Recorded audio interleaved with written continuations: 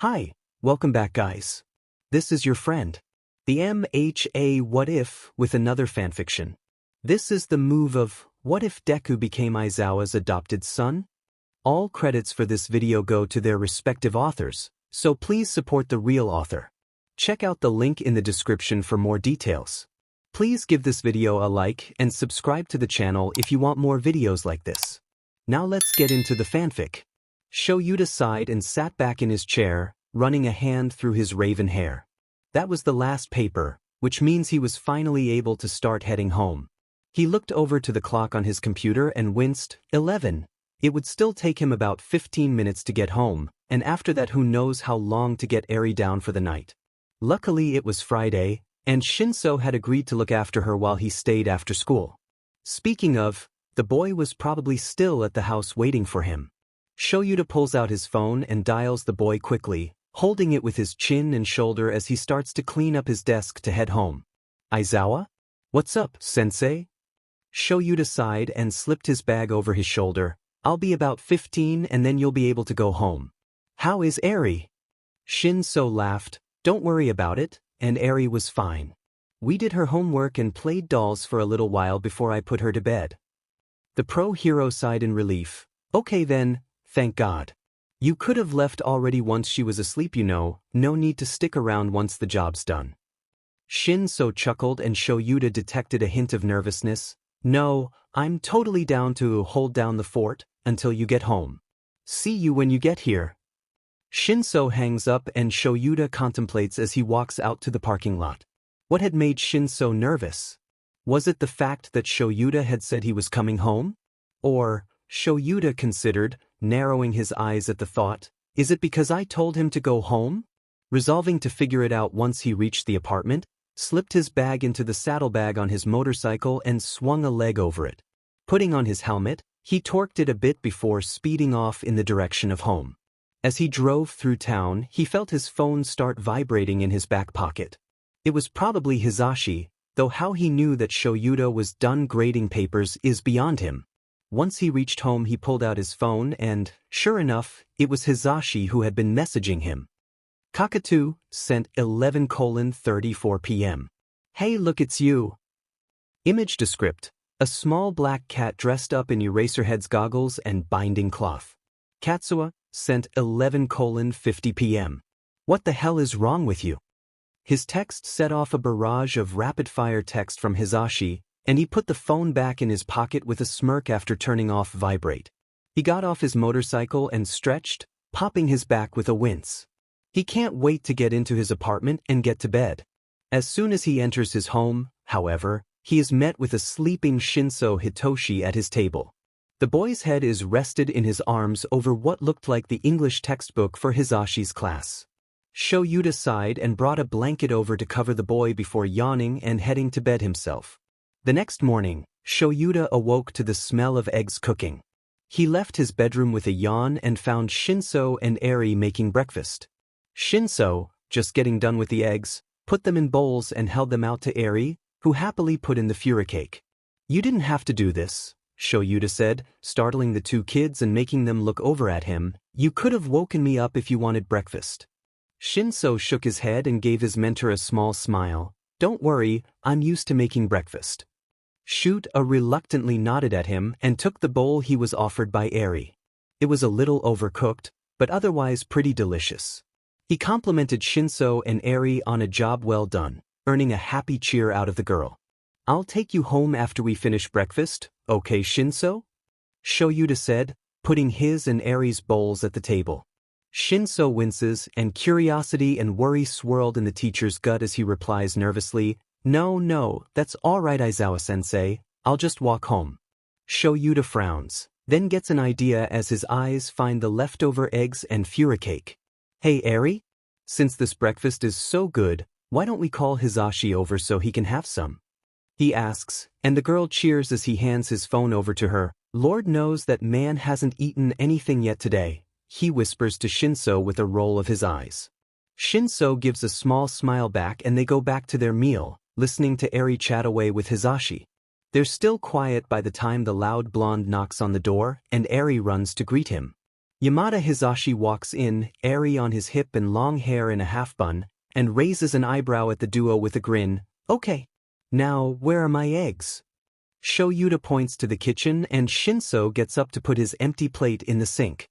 Just as Hisashi is sitting down, Shinso packs away all of his schoolwork and slips his bag onto his back. I'll get out of your hair now, see you at training Aizawa-sensei, Mike-sensei. The boy turns to leave as Hisashi pouts. How many times do I have to tell you to call me Dash? The door shuts, Yamada. Hisashi sighs, dejectedly taking a bite of eggs, and Shoyuta sits still for a moment, listening before abruptly standing up.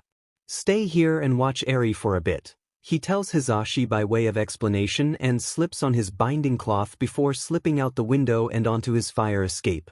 Climbing up to the roof, he goes to the front of the building and waits a moment for Shinso to exit. Seeing the identifying purple hair, he waits for a few steps before following. The fact that he didn't want to go home was reason enough to worry, but not wanting his teacher to see where he lived reeked of trouble. Shoyuta just hoped he wasn't homeless or something. He realized, however, that it was much worse when Shinso slowly entered a house where the yard was covered in toys and the house had mismatched curtains. Foster care, he thought once he had gotten a few rooftops away, he didn't want to go home because he's in foster care. Shuta could understand this, he himself was in foster care for a while after all. He could only imagine with his quirk, how they treated him. Were they the reason he never asked questions? Shaking his head, Shoyuta stopped thinking about it until he got back to his apartment and swooped back in through the window. Eri, who was used to this, continued coloring, while Hisashi jumped and stared at him as he began pacing back and forth. Sho? What's wrong? He asked, standing and walking over to stand beside where his friend was walking a trench into the carpet. He didn't want to go home last night and didn't want me to drive him home this morning. Shoyuta sighed and ran a hand through his hair. He lives in a foster home, Hisashi, and I can't stop thinking about it. I mean, they were horrible to me about my quirk, I can't even imagine the things they say and do to him about his. Hisashi smirks, shaking his head at his best friend, already seeing where this was going to end up. He went to sit back down, asking, Hey Sho, you had to get certified or whatever to adopt Eri, right? Shoyuta stopped pacing to look at him confusedly. Yeah?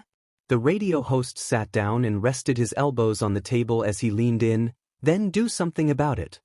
Shuta froze, thinking for a moment, before walking over to Eri at the table. Eri? Do you like Shinso? The horned girl looked up at him and smiled. Yeah. He's nice and he helped me with my homework and colors with me and makes really good mac and cheese. The teacher chuckled at his young ward's enthusiasm. How would you feel if I told you he could be your new big brother? Eri gasped and clasped her hands together in a begging gesture. Really? Shuta smiled down at the girl. Yes, really. He stood up and looked around with a frown, though, I'm not sure how we'll all fit here. You could always use that mansion I inherited, Hisashi pipes up, smiling wide. It's got a ton of bedrooms, no rent, and apparently all bills are paid in full for around 60 years into the future. About a month ago, Hisashi had gotten a visit from a social worker, claiming that his paternal grandfather had passed away and left him his mini-mansion near UA since he knew Hisashi taught there. Hisashi and his moms were no idiots, so they researched and checked the guy out and everything turned out legit. Which means, Hisashi now owned a mini-mansion that was closer to his work than his current residence and was offering it to him so he could have enough room to adopt a child. Shoyuta surprised them both by walking over to behind his friend and practically lying on top of him, wrapping his arms around his front to turn it into a hug. Thank you, he mumbled into Hisashi's back, causing the blonde to chuckle and lean back into him. No problem, you know I'd do anything for you, Sho. Shoyuta ignored the butterflies caused by his saying that in such a fond tone by straightening up and quickly going to collect his jacket. As he slipped it on, he looked back over at Hisashi and Eri and gave a weak smile. Could you watch her while I go to the courthouse? I want to get this over with as soon as possible. Hisashi grinned at him and winked. I got the little listener. You go do your thing. Shoyuta closed the door quicker and harder than normal to hide his blush. Katsuki sent 8:40 p.m. I almost just killed that caseworker. But I didn't cause that would have affected my adopting Shinso. Cockatoo, sent 8:55 p.m. Did you just get out of the meeting with her? How'd it go? Katsuki, sent 8:57 p.m. She had the nerve to wince when she saw I was adopting Shinso and suggest I try someone else. I hate people. Cockatoo, sent 9:00 p.m. But not me and Eri, right? Katsuki, sent 9:15 p.m. No, not you and Eri. You two are fine. Cockatoo, sent 9:17 p.m. You scared me, you butt. Katsuki, sent 9:17 p.m. Shoyuta felt his heart stop when Shinso walked into the living room of the foster home. The boy's eyes flickered between him, the caseworker, and the foster mother. He looked slightly scared, and Shoyuta had to bite the inside of his cheek to keep himself from bolting over to him to shield him from these people. He was so focused on Shinso that he barely even registered the caseworker telling him the news, only the wide-eyed look the boy gave him once he heard. Shuta's mouth quirked into a small smile and Shinso broke into a wide grin, running and throwing himself at his mentor, now father. Thank you, he said quietly, unshed tears present in his voice. Shoyuta chuckled, don't thank me, thank Hizashi. He's the one who got me to realize I wanted to, and he's practically giving us a place to stay. Shinso pulled back, raising an eyebrow at him. Practically? Welcome home, Shinso. Hizashi shouted as they walked through the door, thankfully without his quirk, and Eri pulled a small party popper he had probably given her. Hitoshi, Shoyuta had been told to call him by his given name now that he was the boy's father, and he was quietly thrilled, looked to Shoyuta for an explanation. Long story short, Hizashi inherited a house and the only reason he didn't live in it was that he'd be lonely, but now we're gonna stay here so he is too. Hiroshi nodded and Hizashi cheered. And I made Daifuku to celebrate. So go put Shinso's bags up and meet us in the kitchen. He scooped Eri up and sat her on his shoulders as he walked out of the room. The new father and son laughed quietly at the display and Shoyuta looked over to Hitoshi. I hope you're aware that we're now the only sane people in the house. Hitoshi shrugged and grinned in response. I don't care as long as we get a cat. Adding Shinso and Hizashi to his daily routine probably should have been more of an adjustment than it was, but the fact that it wasn't, just like with Eri, only proves to Shoyuta how it was the right choice. Before he knew it, a month had passed and it felt like it had been this way forever. The only that had really considerably changed was the fact that they now had a cat, and the cat absolutely loved Shoyuta. Not that he was complaining, he loved cats, but the thing was, it would follow him everywhere. Everywhere. Yusha, as Eri had dubbed him, followed Shoyuta to work especially. At first, he would walk with him, then when Shoyuta made him stop that he started hiding in the binding cloth around his neck. Eventually, Shoyuta just let it happen. Hitoshi and Hizashi thought it was hilarious, and Shoyuta told them that Yusha would probably listen if he told him to smother them in their sleep. They only laughed harder after that. The students, obviously, love Yusha, who could care less for most of them, although he has taken a liking to a few. Midoriya is one, though Shoyuta thinks it's only because the boy lets the feline nap in his hair. Bakugo, surprisingly, was one of Yusha's favorites, and the cat was often found purring in the explosive blonde's lap during class. Shoyuta even swears he's seen the boy give Yusha treats on more than one occasion. One of the students that surprised him though was Todoroki Shoto. The boy wouldn't touch the cat and had taken to wearing a surgical mask to school ever since Yusha had started following him to school. Shoyuta approached the boy after school one day to ask him about it. Todoroki, do you have a minute? He asked, looking up from the papers he was grading. The boy nodded, waving along a worried-looking Midoriya before standing in front of his teacher's desk. What do you need, sensei? I was just wondering if the surgical mask has anything to do with Yusha? Todoroki nodded and looked down. Yes, I was told that I'm allergic to pet dander, as when I was younger I nearly died from an allergic reaction. Shoyuta frowned and furrowed his brows at this. Todoroki was without the surgical mask right now, as Yusha had disappeared during the last hour of class. If Todoroki had been allergic to pet dander, as he said, he'd be having a reaction right now, since there hadn't been a considerable amount of time since the cat had been there. Not to mention the fact that Yusha had disappeared to nap underneath Shuta's binding scarf and was still there purring against his neck. Alright then, Todoroki, you may go now. After his student had left, Shoyuta took Yusha from under his capture weapon and started petting the cat, frowning absent-mindedly as he thought. He was snapped out of his revelry by his phone meowing on the desk. Shinso sent 3:40 p.m. Hey, is it alright if I tell a teacher to kindly F right off? I won't get in as much trouble if I say you told me it was okay. Aizawa sent 3:42 p.m. No. Why do you want to tell a teacher to F off anyway? He's still thinking about it that night at dinner, and surprisingly Hisashi isn't the one to point it out, though it looked like he wanted to. What's wrong, Papa? Eri asks, looking over at him with wide eyes. Shoyuta sighs as both Hitoshi and Hisashi's eyes snap to him. It's nothing, just something with a student. He locks eyes with his son and best friend, silently saying he'd explain later. And explain he did. Once they had put little Eri to bed, he leaned against the wall and ran a hand through his hair. Okay, so it's no secret that Todoroki NG is a horrible human being, right? Hisashi scowled at the name and Hitoshi nodded. Todoroki's attitude in itself shows that he's at least not the best dad. You have no idea, he sighs. Ever since Yusha started following me to school, he's been quieter and taken to wearing a surgical mask in the classroom. I asked him why, and he told me it was because he was told he was deathly allergic to pet dander. Hisashi's brows furrowed in confusion, but if that were true, he'd have a reaction from being around any one of the three of us, or just being in either one of our classrooms, as Yusha has been all over them. Exactly, Shoyuta shakes his head. I had a feeling he was lied to, but I can't prove it. Without evidence, I can't do anything about it. Hitoshi got a look like he was contemplating something. What if he came over here?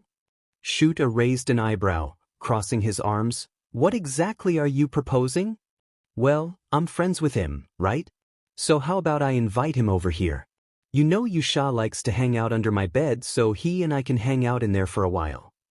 Hisashi nods, catching on to the plan. Yeah.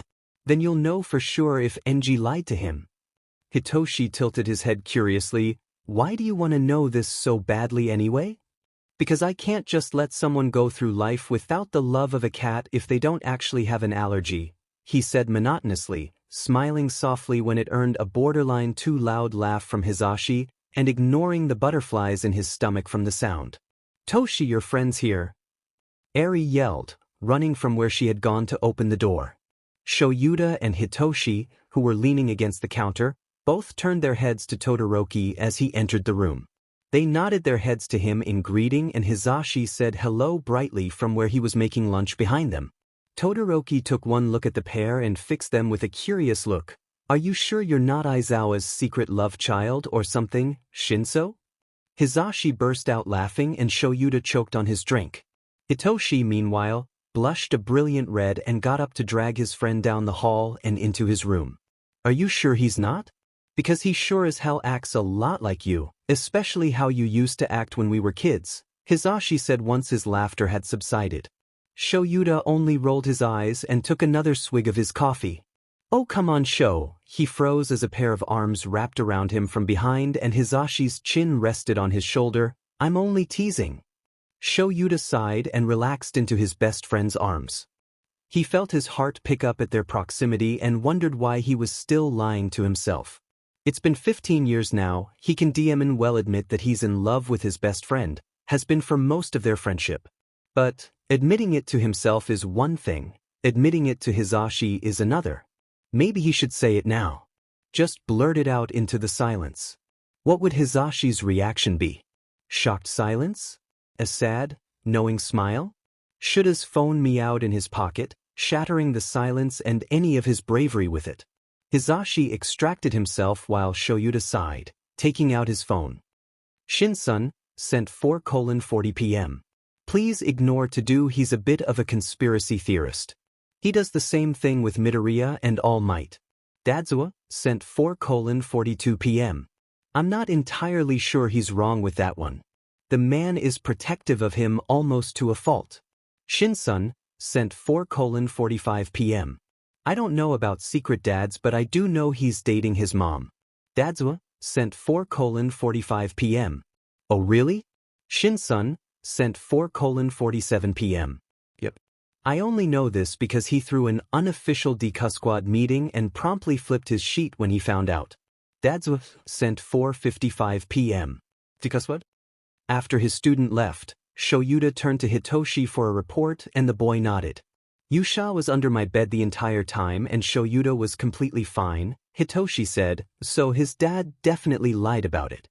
Shoyuta ran a hand through his hair. That's what I was afraid of, he sighed looking over and meeting Hizashi's eyes. If he's willing to lie to his own kid, who else is he willing to lie to? And so began Shuta's investigation of Todoroki Enji. At first, he found nothing at all, and so he quickly realized he'd have to go much deeper in order to actually find something. Oh, and did he find something? Tax evasion, corporate fraud, a plethora of judges bribed to overlook assault charges. Even a restraining order against his own wife for physical and mental abuse so bad he caused the psychotic breakdown that scarred his son's face forever. Finally one night the eraser hero leaned back from his computer screen, breathing out heavily. He wasn't sure what he was supposed to do now. Probably report him to the authorities, but what about his son? Where would he go? Hizashi sauntered in with 2 cups of coffee, one of which Shoyuta accepted gratefully. Did you find anything? Anything? I found everything. Enough to put that Bisardi away for a long time, he sighed taking a gulp of his coffee. There's just one problem. Hizashi tilted his head in confusion and Shoyuta got up from his chair and began pacing the room. The oldest 2 are legally adults and Tuya has been gone for a long time, but what about Shoto? I mean, he brother and sister live too far away, he'd have to change schools and I don't think that's a good idea for him. And why is that Sho? Hizashi asked, smiling as he took a drink out of his own coffee. The raven-haired man began to pace faster, running a hand through his already messy hair and talking rapidly. He has friends here, Zashi. His father had closed him off from other people for so long he didn't know how to process feelings right according to his therapist, and yet he's managed to bond with his classmates and befriend them because of what they all have been through.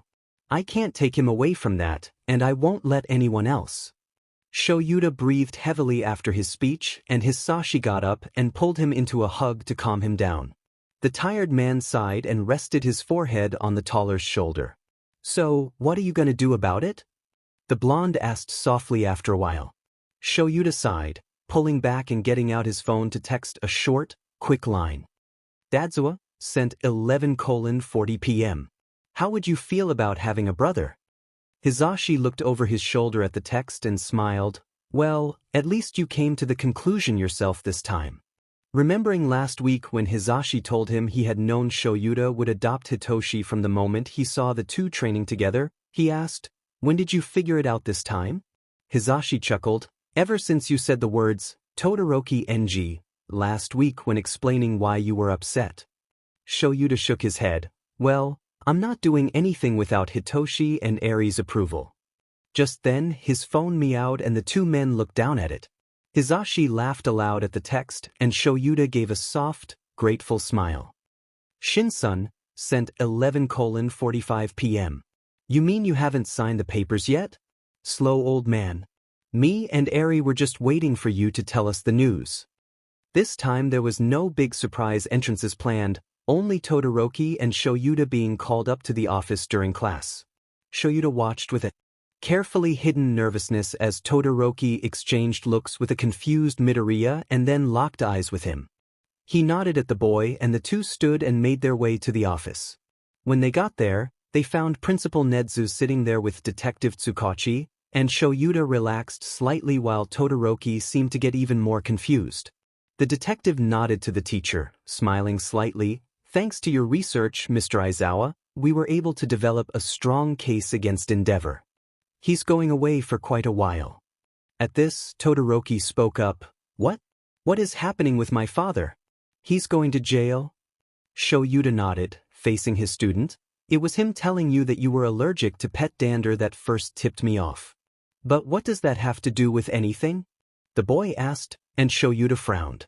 Pet dander generally takes around 20 to 30 weeks to dissipate, and yet you seemed fine without the mask when Yusha wasn't in the classroom the next day. Not only that, but you were fine in mixed room when Yusha had been there plenty as well. You were even in Shinso's room at the same time that the cat was under his bed. You're not allergic to cats, Shoto? The boy blinked his heterochromic eyes up at his teacher, who sighed and looked to the detective and his boss. I figured if the guy could lie to his own kid about something like a deathly allergy simply because he didn't want a cat, then who else was he willing to lie to in order to get his way? Detective Tsukachi got out a file and handed it to the boy, and he was right to look into it. We found a lot of illegal activity. I'm sorry to say your dad is going to be in jail for a long time. I'm not. The quiet vehemence in the boy's tone seemed to shock the principal and detective, but Shoyuta merely nodded. So now that Endeavor's going to jail and my mom is unfit to care for me, where will I end up? Shoyuta coughed. That's where I come in. If you would like, I'd be willing to foster you, even adopt you if you were all right with it. At the boy's wide-eyed stare, his cheeks heated up slightly. It's not right for you to be separated from your friends after all you've been through together. For the first time that he was aware, Shoto's mouth split into a wide grin, an excited light in his eyes. Yeah, I'd like that very much. Shoyuta smiled back down at the boy, and suddenly his capture weapon started fidgeting around his neck. Yusha, who had been asleep around Shoto's neck, hopped out and startled everyone by hopping down onto Shoto's head and sitting there, purring quietly. Well, it's a good thing, Principal Nedza chuckled, that Yusha seems to like you. This time there was a slight adjustment, though not on Shoto's part. It took him a while, but Shoto eventually grew used to the fact that his new home wasn't anything like his old one and that he could pursue different interests. He eventually joined Eri in coloring one day and discovered a proficiency in art. He nearly cried when Shoyuta bought him a sketchbook and pens and Hizashi bought him drawing lessons. Shoyuta did cry when he called him Dad for the first time. Shoto practiced his drawing and sketching every day, often pausing and drawing a random scene from their kitchen. Shoyuta has also seen him pull the sketchbook out during school to draw out a scene, much to the seeming delight of the Deku squad. In fact, Shoto drew in it so much that barely 3 weeks went by before he approached and timidly asked for a new one. Shoyuta had only given the boy a soft smile and agreed, saying he needed to go to the store anyway. They were about 5 minutes away from the store, listening to the soft plinking of rain on the roof of the car, when Shoto squinted out the window. Is that Bakugo? Shoyuta slowed the car and looked out at what he had pointed out, and sure enough, there was Bakugo. He was sitting on a bench, slouched over, and without an umbrella even though it was pouring. He pulled to a stop in front of the boy, though it took a minute before Bakugo looked up. Even though he knows the car was as loud as a herd of elephants, he didn't understand why Hizashi liked the old thing so much, but it was a car so. Shoto, without saying anything, opened the door. The two boys locked eyes and Shoyuta witnessed a small battle of wills before Bakugo sighed and climbed into the car. Shoyuta turned the car around and pulled out his phone. Katsuki sent 12:50 p.m. Hey, can you stop by the store and get groceries on your way home? Kakatu sent 12:53 p.m. But I thought you were getting them with Shoto? Katsuki sent 12:54 p.m. Something came up. Dadzawa sent 12:55 p.m. I need you to get some dry clothes out for someone. Once they reached the house, Bakugo had merely raised a brow when Hitoshi handed him the clothes and changed into them without comment. Shoyuta was worried about that. Usually, the blonde would be yelling and screaming right about now, but he was completely silent. He merely nodded his head yes or no when asked something, and only after it was repeated a few times to him. Aside from that, his eyes were bloodshot, his hair was messy and unkempt, and he scarfed down all of the food and water they had offered him. What had happened to him? Initially, he hadn't been worried at the fact that Bakugo had missed the last week of school, but now, finding him on a bench in the rain and his haggard appearance and strange behavior, it was beginning to give him a bad feeling in his stomach. It took a few days, but Bakugo finally started communicating with them. It was during dinner. They had just thanked Hizashi for dinner when the blonde hero froze, staring at Bakugo. Shoyuta was confused at first, looking between the two, until Hizashi began to move his hands. Can you sign? Shoyuta raised his eyebrows and looked back to Bakugo, who waited a second before nodding and signing back slowly. Barely, I was learning when Bakugo paused, then shook his head, barely. He narrowed his eyes at Hizashi and signed how? And pointed to him. Hizashi grinned at him and took out his hearing aid, tossing it to the boy before signing, I'm HOH as well, which isn't that surprising with my quirk. Bakugo blinked, surprised, then gave a small smile. After that, he slowly came to tell them the entire story of how he had ended up on that bench. He told them that, ever since Kamino, his mother had been more irritable, accusing even, towards him. His hearing taking a turn for the worse didn't help it, as now he was taking money from them with lessons and hearing aids. And then they had found something that made her kick him out. Shoyuta and Hizashi didn't push him on what, if Bakugo didn't want to share that then they wouldn't make him. After they had found out everything, this time he wasn't the only one wanting to send someone to jail. Hizashi was fuming, muttering under his breath all the things he wished to do to Bakugo Mitsuki for treating her son like that. Zashi, calm down, Shoyuta said quietly, putting a hand on his bicep comfortingly, we'll get custody of him, we'll take care of him.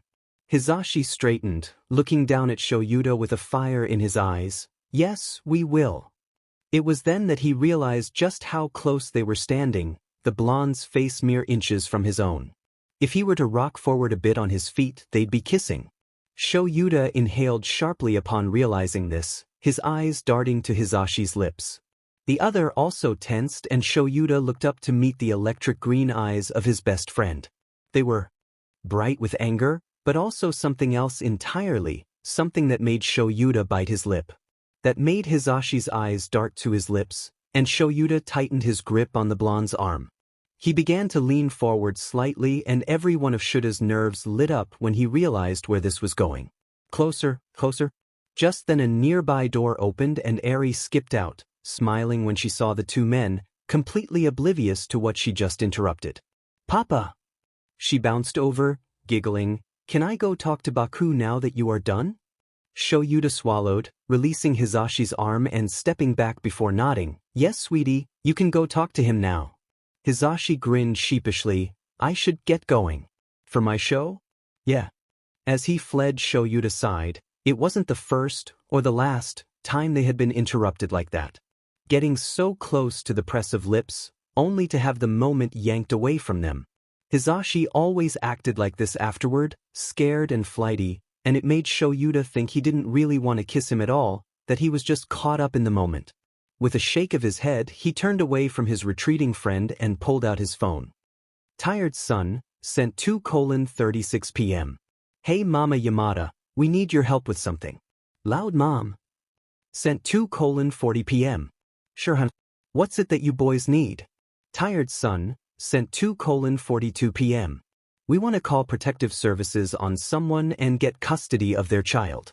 Loud mom. Sent 2:45 p.m. I'll be over in 15.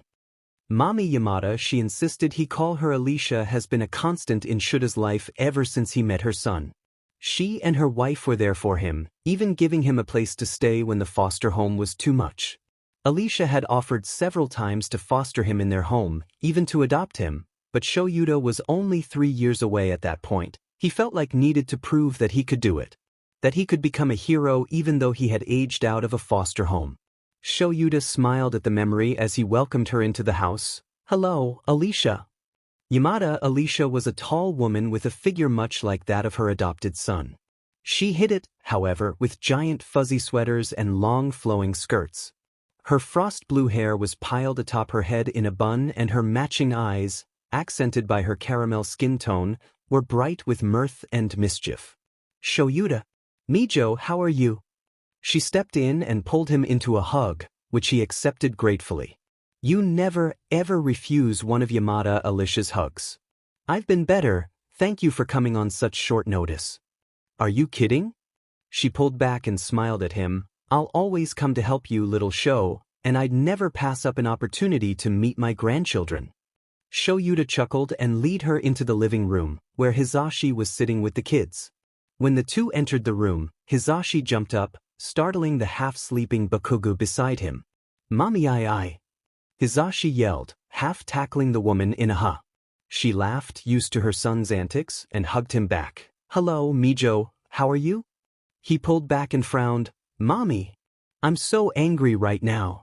You should hear what this by dash. He paused and went pink before correcting himself. Woman has done to her son.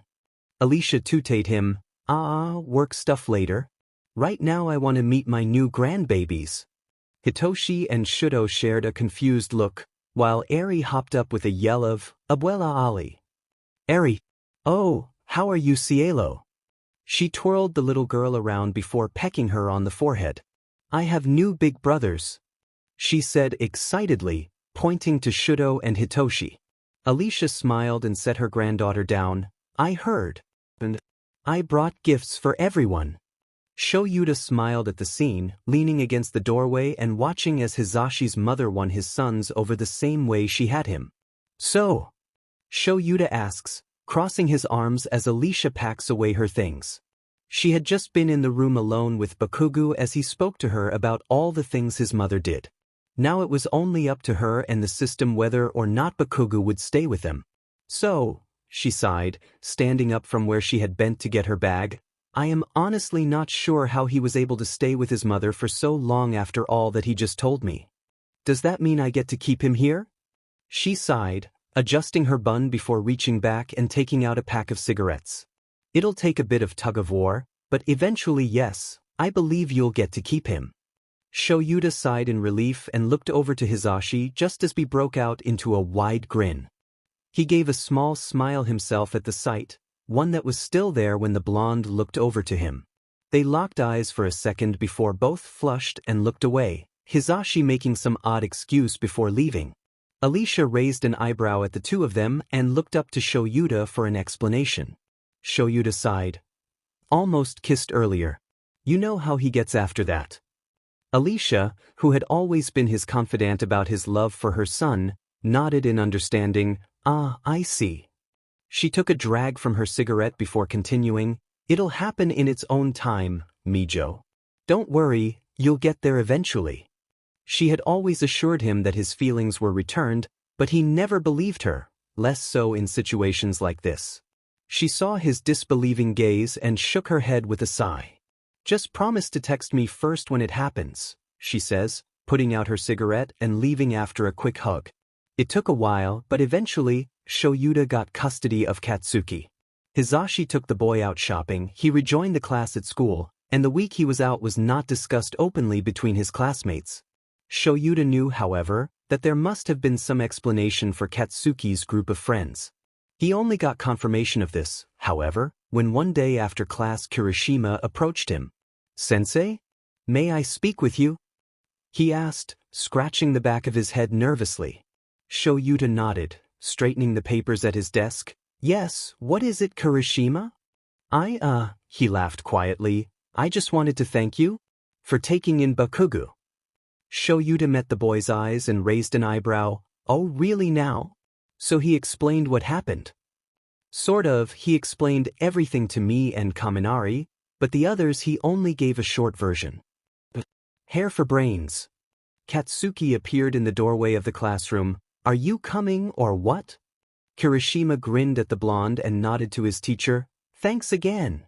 Before running to catch up, Shoyuta, once he was sure the students had all left, smiled at the scene of the two boys walking away. Hizashi came in and grinned as well when he saw it, before walking over and sitting on Shuta's desk.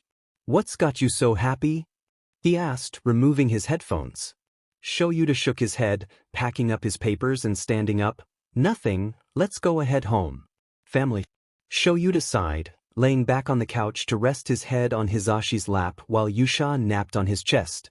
He had just finished grading papers and didn't have any more work to do, so he was lounging while he could. This was nice, just doing nothing with his day, hanging out with his best friend in blissful silence. Shuta walked in, pen and sketchbook in hand, and took one look at them before sitting down to sketch the scene. Shoyuta would have to ask for that drawing later. Hizashi, with a near-silent hum, began running his hand through Shuta's hair, causing the tired man to close his eyes appreciatively. If he could, he would stay in that moment forever. He looked up upon hearing the door open, seeing Hitoshi enter the room. The purple-haired boy grinned at the display of affection before his focus pinpointed on Shoto. Seeing his adopted brother hadn't noticed his entrance, He crouched down and snuck towards him. Hitoshi readied himself, then sprung at Shoto, hands outstretched to grab onto him. Shoto yelped as his brother tackled him, alerting Katsuki, who's in the other room, to what's going on. With an excited yell, he rushes over and jumps onto the pile of boys. Last but not least, giggling and footsteps are heard as Eri runs in and copies him, jumping on top of her brothers. As the four squirmed and giggled in a big mess on the floor, Shoyuta smiled to himself, to his family. Buns and braids. Objectively, Shoyuta knew that, since Hizashi also had long hair, Eri would try out hairstyles on him as well.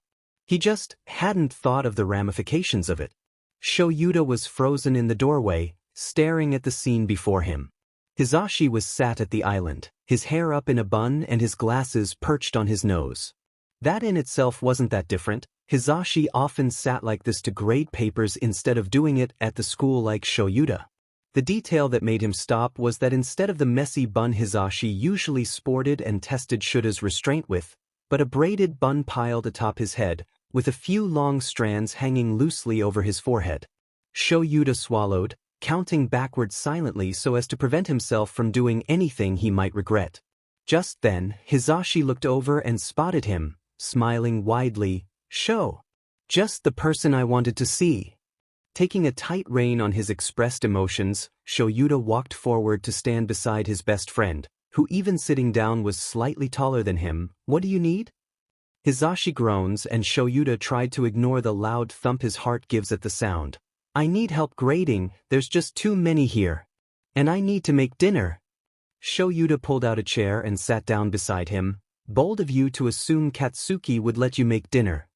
Hizashi smirked and pushed him a stack of papers. "Bold of you to use a meme. Who are you and what have you done to my best friend?"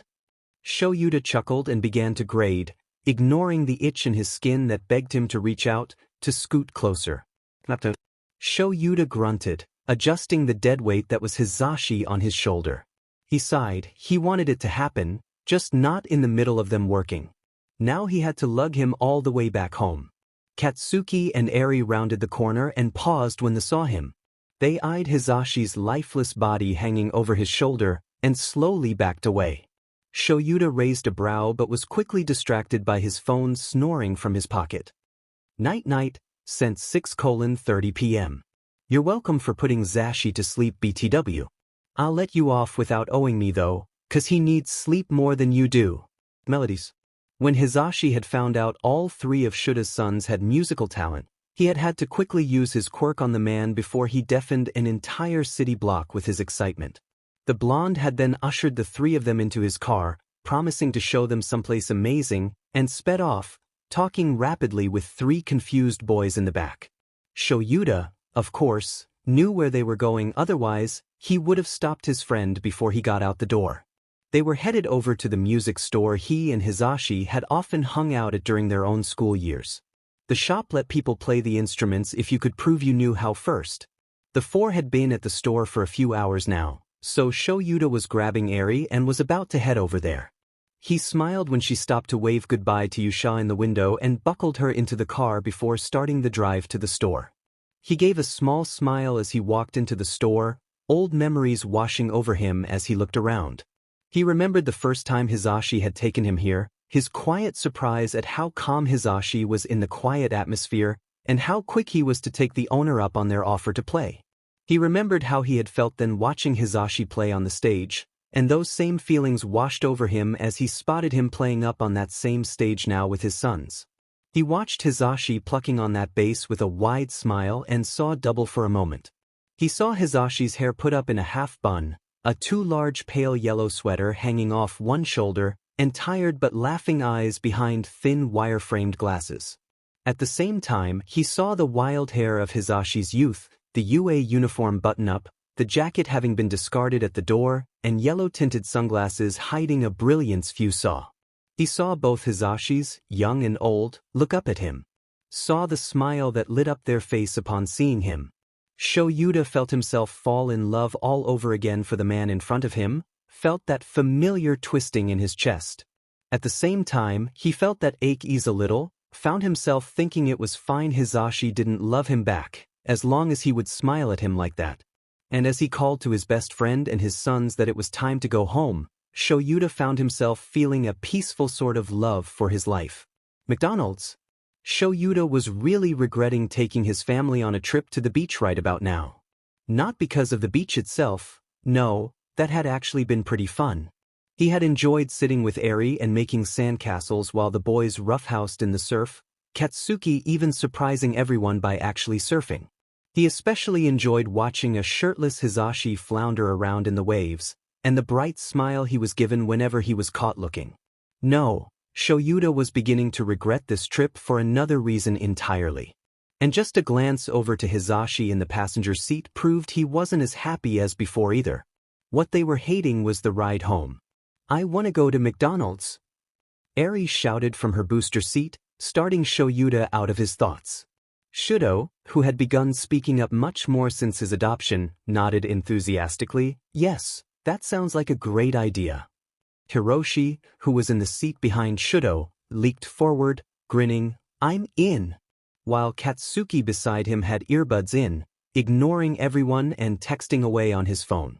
Hisashi perked up in his seat. "Did I hear McDonald's?" "We are not getting McDonald's," Shoyuta said firmly. "We have food, hell, better food at home." This caused a chorus of groans and complaints, and Hisashi pouted in the seat beside him, while Shoyuta tried not to get too distracted by the sight. Then he spotted a McDonald's coming up on his right and figured, "Hey, what the heck?" and pulled into the drive-thru. A cheer rang out through the car, as well as a chant of, "McDonald's, McDonald's, McDonald's." Shoyuta hushed them and rolled down the window, smirking when the lady asked what he'd like. "Can I have 2 black coffees, please?" he asked, locking eyes with Katsuki through his mirror and smirking at the upset groans and boos. And then, because Hisashi was making that face at him and he couldn't resist that face, "And a large caramel frappe while you're at it, that'll be all." As he pulled out of the McDonald's, Katsuki snickering into his coffee behind Eri and Hisashi slurping away happily beside him, Shoyuta did not regret this trip at all. Hitoshi had no idea how he had gotten to this point. He was standing in front of his new dad's class of aspiring heroes, about to be a part of it along with his 2 new brothers. New brothers who were currently giving him the smuggest grins he's ever seen, as they had told him he would join 1A but he hadn't believed them. What the hell even was his life at this point? Instead of introducing him, Shoyuta just told him to go and sit in the free spot behind Midoriya. Hitoshi nodded and felt a few pairs of eyes on him as he made his way to the back of the class. As he passed Katsuki's desk, he noticed the blonde signed a quick "F-U" at him and snorted. He nodded to a beaming Midoriya and took a seat behind him, glancing back at Shoto to see him sign as well. "Told you so." Hitoshi rolled his eyes at his brother's antics and faced his father/teacher, putting on as innocent a face as he could. His dad eyed the 3 of them and sighed, "Just don't make too much trouble on the first day?" He turned away just as Hitoshi's phone buzzed in his pocket. He pulled it out and just barely stopped himself from snorting at what he saw. "Icy hot, sent 8:45 am. Does he really expect Katsuki to not start anything? NyQuil, sent 8:45 am. We're not miracle workers. Antiperspirant, sent 8:46 am. Put your FING phones away before I blow them up." As their dad had asked them to, they didn't make too much trouble on the first day. That isn't to say they didn't make trouble. It happened at lunch. Midoriya had waved to him in and offered to let him sit where he, Shoto, and the rest of the Deku squad were sitting, so he had started to head over there. Then, a voice called out from across the cafeteria. "Hey fuckface." Hitoshi's head whipped around and he locked eyes with Katsuki across the room. The ash blonde jerked his head in a "get over here" gesture, and Hitoshi looks to Midoriya and shrugs before making his way over to his brother's group. As he approaches, he hears a voice say, "But I thought I was fuckface." Katsuki clicks his teeth annoyedly, "Idiot, you're dunceface. Now, shitty hair, get over here." Hitoshi pauses for a moment, a few steps away from the table. "Does he mean me?" "That's a new nickname." "He means me." The bubbly voice of the redhead, Kirishima he thinks, comes from behind him as he passes and sits down in the seat beside Katsuki. With a shrug, the violet-haired boy takes a seat in front of his brother, swiping a stray vegetable from Katsuki's plate as he said, "He better mean you, my hair is not shitty and if you call it that don't think I won't retaliate." He heard sputtering from his left and looked over to see that blonde boy, Kaminari, choking on his food. Hitoshi thumped him hard on the back, clearing his airway, and he coughed a few more times before looking up at Hitoshi with awe. "Dude, you're badass." "Okay," he said simply, turning away to eat and trying to ignore the way his heart had stuttered in his chest when he had met the golden eyes of the other boy. His phone thoroughly distracted him by vibrating in its place in his back pocket. He pulled out the device and smirked at what he read. "The father sent 12:46 p.m. Tell your brother to stop yelling at people from across the room." In his room, Hitoshi heard Katsuki's band stop playing and sighed in relief. He was having a hard time, a harder time than usual getting to sleep lately. He had to start working even harder now that he was in Class 1A, and his father had to stop training him for fear of being accused of favoritism. Which, in all honesty, it kinda was. But either way, whether it was studying, training, or wondering why the hell that blonde boy was so determined to be his friend, Hitoshi wasn't getting a lot of sleep. He didn't understand what Kaminari's problem was, and he literally told him, fight to his face, that he wasn't looking for any friends. His family was quite enough social interaction, thank you. And yet that had only seemed to double his efforts. The blonde would talk to him at any opportunity, invite him to different things, even try and get him to listen to some music he liked. If that isn't annoying enough, he was part of Katsuki's group, which the ash blonde is practically forcing him to join. He just couldn't escape him, and even more annoying, he was starting to not even want to. "I need something to drink," Hitoshi said aloud, to himself, in the empty room. He then got up and proceeded to make his way to the kitchen. If he had been paying more attention, he would have known that someone else was in the kitchen. But he wasn't, and so he didn't see the other person until he had closed the fridge, water bottle in hand. He was not expecting to come face to face with Kaminari. Hitoshi jumped and cursed while Kaminari exclaimed, "What are you doing here?" "I live here." "What are you doing here?" Kaminari gestured towards the garage. "Ugh, band practice?" "Wait a minute, you live here?" "Yeah." Hiroshi raised an eyebrow at the blonde. "Katsuki said he already told you guys?" "He told us he had been adopted by Aizawa, a sensei, not that you had too?" Hitoshi face-palmed. "Of course, that's just like him. Tell the bare minimum and leave out some of the most important parts." "Well, here's what he didn't tell you. Shoto Todoroki, Katsuki, and I were adopted by Dad." "Todoroki too?" Hiroshi rolled his eyes and turned around, attempting to leave the kitchen, but was stopped by Katsuki's voice from the garage. "Is that Junior? Tell him to get the F over here, we need an outside opinion on this." Hitoshi sighs and walks into the garage, Kaminari following dutifully. He leaned against the wall boredly and raised an eyebrow at his adoptive brother. "Well, what exactly is it that I'm giving my opinion on?" Katsuki nodded towards Kaminari. "Knockoff Pikachu over here want us to do a cover of some Western song. We need your opinion on it." Hitoshi shrugs. "Well, I have nothing better to do. Let her rip." He's momentarily blinded by how much Kaminari lights up before quickly typing something on his phone.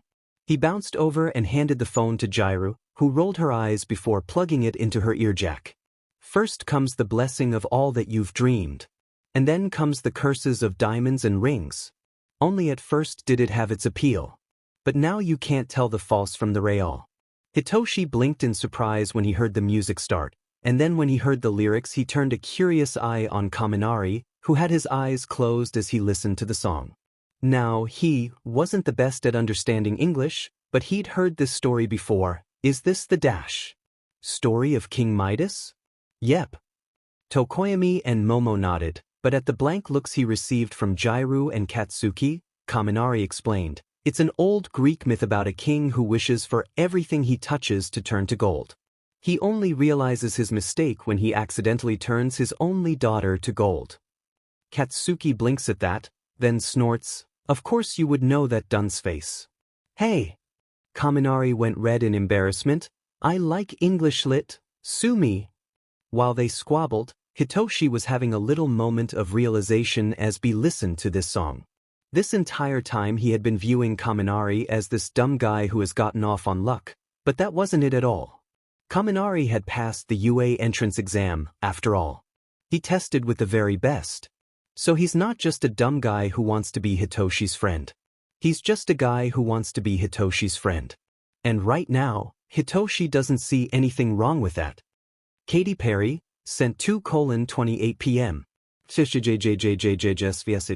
Kitty Pui sent 2:34 p.m. Katy Perry sent 2:36 p.m. Sorry. Izuku sat on my phone. Kitty Pui sent 2:37 p.m. Oh, so that's where you are. Kitty Pui sent 2:45. Izuku? Surprisingly, Hitoshi is grateful for the rock that hits his window that night. He had been having trouble sleeping and needed the distraction of another person. Hitoshi got up and opened his window to see Kaminari's smiling face. Being friends with Kaminari Denki was both everything and nothing like he'd thought it would be. Sure, a lot of it was memes and too loud laughter, like you'd expect. But sometimes it was like this. Sitting with each other in the low light, talking quietly about everything and nothing or not talking at all. Hitoshi really enjoyed these nights, 'cause he got to see a side of the blonde not many did. Now they're laying beside each other on the bed, staring up at the ceiling, some western rock playing softly from Kaminari's phone on the desk. Kaminari himself is humming along to the song and Hitoshi is just listening contently. Hitoshi likes this side of Kaminari.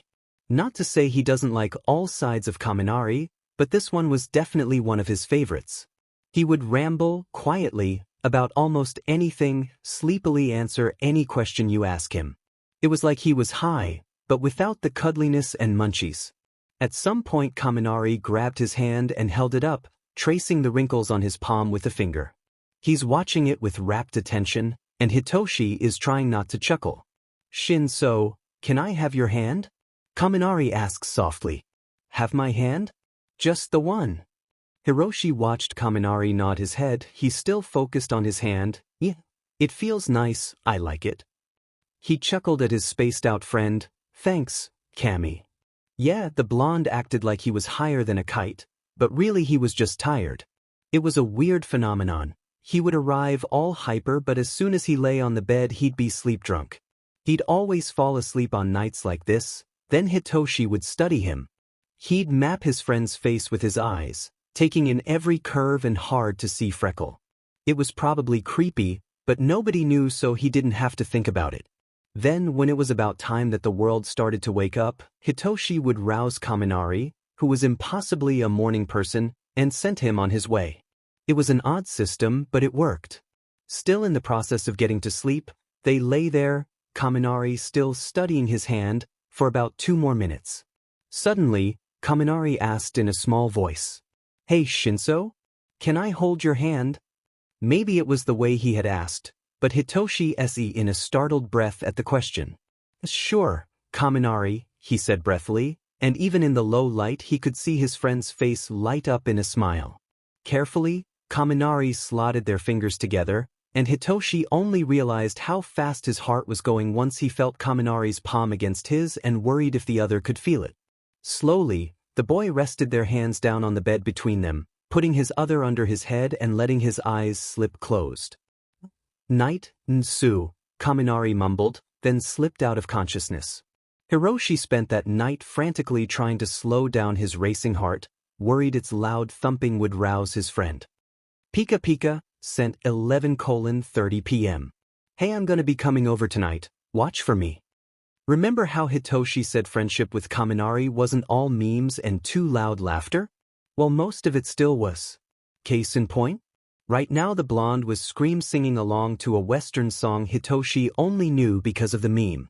Somebody once told me the world was gonna roll me, I ain't the sharpest tool in the shed. Kaminari screeched, along with Mina and Siro. Yeah, no kidding. Katsuki snorted from where he was sitting nearby, leaning against Kirishima, who paid him no mind as he watched their friends with a shark-like grin. Hitoshi only shook his head, watching Kaminari with a fond smile. He snorted when the three started doing stupid meme dances, eyeing the blonde specifically. Yo, Junior, just ask Dunceface out already, this is getting ridiculous, Katsuki called from his spot a few feet away. Luckily, the music was loud enough the three dancers couldn't hear what he had said. Hitoshi felt himself blushing as he retorted, "You're one to talk, Katsuki."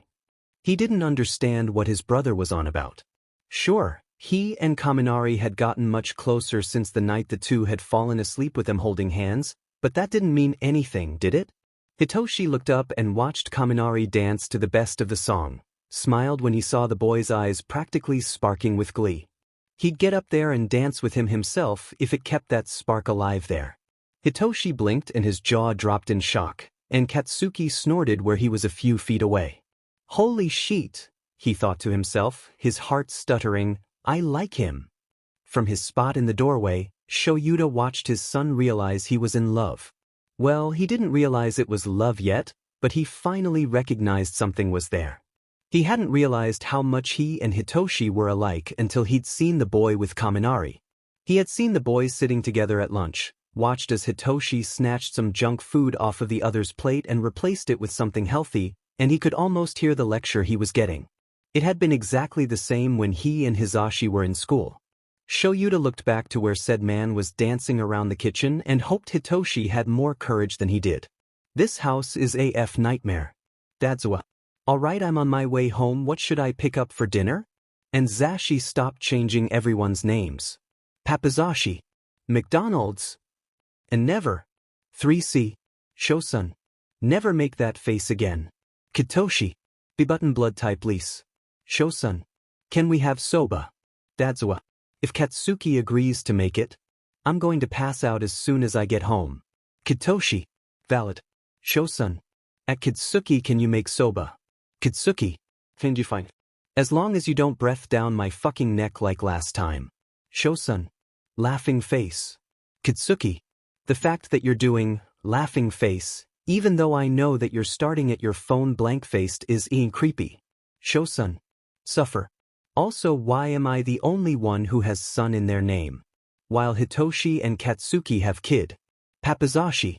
Because I was running out of ideas, okay? There's no way to fit kid into your name, Shoto. Kitoshi. Valid. Aizawa. So am I stopping at the store on the way home or not? Katsuki. Katsuki Katsuwa. Katsuki. I can't even believe you. Katsuwa. What? Katsuki. I can't even believe you. You took my one. What? Redeeming quality. Katsuwa. What redeeming quality? Katsuki. I am insulted. Am appalled. Cannot believe this. My non-existent heart is broken. Katsuwa. Eri is cutest. Katsuki. I hate this effing family. Katsuwa. You're adopted, it's okay. Tired son, tired dad. Tired son. Hey, am I allowed to give Kaminari a key to our house? Tired dad. Tired son. Tired dad. Because I said so. Tired son. That's not an answer. Tired dad. Because I don't want everyone in the class having a key to our house. Tired son. I don't have a key. Tired dad. Like I said, I don't want everyone in the class having a key to our house. Tired son. But Katsuki has a key? Well, he usually sneaks into my window anyways. Tired dad. Mute shout. The big lady is here. Shout. Well, that's not nice. We don't have to make fun of her. Uneasy face. People come in all different shapes and sizes. She kills bugs. Shout. I'm going to marry her. She's probably gay. Shout. Perfect. I'm probably gay too. Yes and no, just no. Yes and no. Dad? Did you die? Just no. Yes and no. Fantastic. Am allowed to die. My shot hit or miss. Shot. How's Katsuki doing? Miss. He said horrible. But the swelling has gone down. He's curled up to Kiri. And he's drinking ice cream soup. My shot. Miss. Just fine. A knife. Happy Father's Day. You're not a sheet dad. Wow, you remembered. A knife. I may be your least favorite child, but I have the best FNG memory, I'll tell you that. You're not my least favorite. I dislike you all equally. Except Eri. Eri's my favorite. A knife. That's fair. Junior copy. Junior. Midoriya is here. Cut. Tell him to go home. Junior. I meant to send that to Sho, but I'll pass on the message. Don't tell dads. Anger issues. I lost Eri. How TF did you lose her? Attached to your hip at all times. Anger issues. I looked away for a second to get her a band-aid and she's gone. Wait, why did she need a band-aid? Anger issues. She fell and scraped her knee. But that's not the F point. She's gone. Daddy issues. No, she's not. She's with me and Izuku. Anger issues. How the hell? Daddy issues. We found her in the infirmary. Apparently you were taking too long, so she took it upon herself to get a band-aid. At least she's not lost. Zashi Showtime Hearts. Zash. I'm at the store now. Heading into the war zone. Showtime Hearts. Good luck, soldier. Zash. Thanks, General. Oh. What am I getting here? Showtime Hearts. Shrooms. Zash. Showtime Hearts. Mushrooms for the spaghetti tonight. Zash. Showtime Hearts. We have Tensei to get us drags. Zash. The fun dad, the tired son. The fun dad. Tell your brothers to do the chores I left for you. The list is on the fridge. The tired son. We're doing them. The fun dad. Good. I don't want to have to lock you three in the attic again. The tired son. That was an accident. And only for an hour. The fun dad. Called my bluff, tongue sticking out. Off button always on. Off button. Are you still at the school? Always on. I'm tutoring my idiot friends. Off button. Zashi was getting worried. Always on. Tell him I died. Off button. Has Kaminari left yet? I'm in the bathroom now. I'm about to take a shower. Gotta wash the gay away.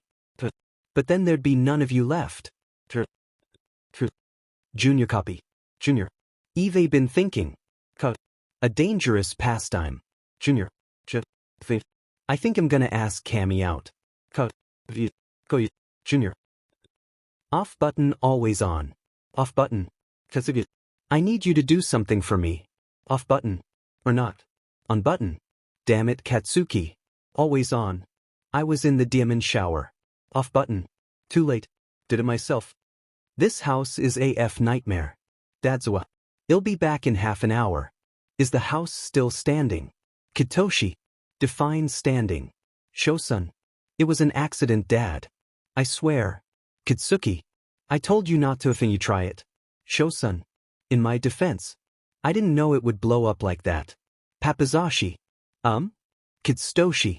Sho tried to cook one of those pans of popcorn on his hand. And it blew up. Aizawa. Damn it, guys. I left for an hour. Don't tell dads. Anger issues. Hitoshi, turn off that goddamn meme music. Daddy issues. It is kinda loud. Well, sorry. It was Cammy that put it on anyway. Daddy issues. Hitoshi. Anger issues. Team man up and ask Dunceface out already, damn it. It's not that easy. Daddy issues. Really is though. Anger issues. Just walk up to him and say, hey, IFNG, like, you okay? If it's so easy, why haven't you done it? Daddy issues. He's got you there. Anger issues. TFU, you bottom. Daddy issues. Right back at you. Anger issues. Well, at least I'm a power bottom. This house is AF nightmare. Aizawa. I can't believe this. I let you into my home and this is how you repay me? Betrayal. Shosun. It wasn't me. Kitoshi. I plead the fifth. Katsuki. This isn't Tiffing America, the whole. And it wasn't me either. Papazashi. What's going on, guys? Kitoshi. Someone ate Dad's last jelly pouch. Katsuki. And he's effing said about it. Papazashi. Oh. Aizawa. Zash. Shosun. Katsuki. Capital letters. Kitoshi. You're in for it now, Zashi. Papazashi. In my defense. I didn't know it was the last one and I only wanted to know why you like them so much. Aizawa. Zash. Papazashi. I'll buy you more. I'll buy them for you for the rest of the year. Aizawa. Katsuki. Everyone had their own ways of venting or coping with things. Hitoshi's dad slept anywhere and everywhere. Hisashi had his music and his radio show. Katsuki ranted while Shoto just didn't. Hitoshi talked to his cat. He knew it was weird and not entirely sane, but it was something he's been doing ever since the home. He'd sneak up to the roof and talk to the stray cats that hung out up there. They were better listeners than those in the house below. So that's one reason why he had insisted on getting a cat when he moved in. He trusted cats to keep his secrets, and maybe he had some lingering fears that this wouldn't last. He was over that now. Mostly. But either way, that was the reason he had snatched up Yusha as soon as he got home and carried him to his room, setting the cat gently on the bed before flopping down next to him with a groan. "I'm telling you now, I'm probably going to be dead by the end of the school year," he mumbled into the bedding. Yusha meows softly and walks over Hitoshi's back, demanding in his own cat way for Hitoshi to roll over and speak clearly. With another groan, Hitoshi does just that, and Yusha curls up on his chest as he starts to speak. It's just, he's so nice. Like, I had thought his whole stubbornness to become my friend had been to prove to me that he could, but he just wanted to be my friend. He'd do it for anyone. Hitoshi sighed and began scratching Yusha's head absent-mindedly, but that's the thing, he'd do it for anyone. I saw him today chatting in English with that one girl from 1B, Pony. I asked him about it and he says he's one of the only ones she can have a full conversation with in English. Hitoshi closes his eyes. Am I in over my head, Yusha? Yusha meowed and Hitoshi looked down at the cat with a smile, remembering the blonde's reaction when he had first seen him. He had fallen through the window and landed with a dull thud on the floor. This was a normal occurrence, so Hitoshi didn't worry about it much, but when he didn't get up after a full minute, he looked over the edge of the bed curiously. He found his friend locked in a staring contest with his cat. "Cammy, what are you doing?" he asked, laughing slightly. "Dude," Cammy replied, not looking up from the cat, "is this that cat that sometimes follows sensei to school?" "Yep." Hitoshi picked the cat up, ignoring the protesting "hey" from Kaminari when he did so. "His name is Yusha." Kaminari scrambled to sit on the bed and reached out to pet Yusha. "Cool." But then he froze and backed away, causing Hitoshi to look up concernedly. "What's wrong?" Hitoshi asked, and Kaminari laughed hesitantly. I used to not be allowed to touch any people or animals for fear I'd shock them, so I'm kinda wary about touching new things." Hitoshi essayed in a breath, remembering how he had stopped asking questions and eventually stopped talking altogether at the foster home, the others too scared of him to answer back anyways. Shaking his head, Hitoshi grabbed Kaminari's hand and brought it to Yusha's head himself. He petted the cat with Kaminari's hand for a while until the boy started to do the motion himself, exclaiming at how soft his fur was. Hitoshi smiled at the memory, scratching Yusha under the chin and earning a loud purr in reply. "Maybe I'm not," Hitoshi said eventually. "I mean, I don't think he goes to anyone else's house in the middle of the night and demands to pet there." "Cat." Yusha meows in agreement and Hitoshi closes his eyes with a smile. "Pikachu Jengar." "Pikachu. Does you miss me?" Laughing face. "Yusha knows you called him Yu and is going to attack you as soon as you get here." "Pikachu."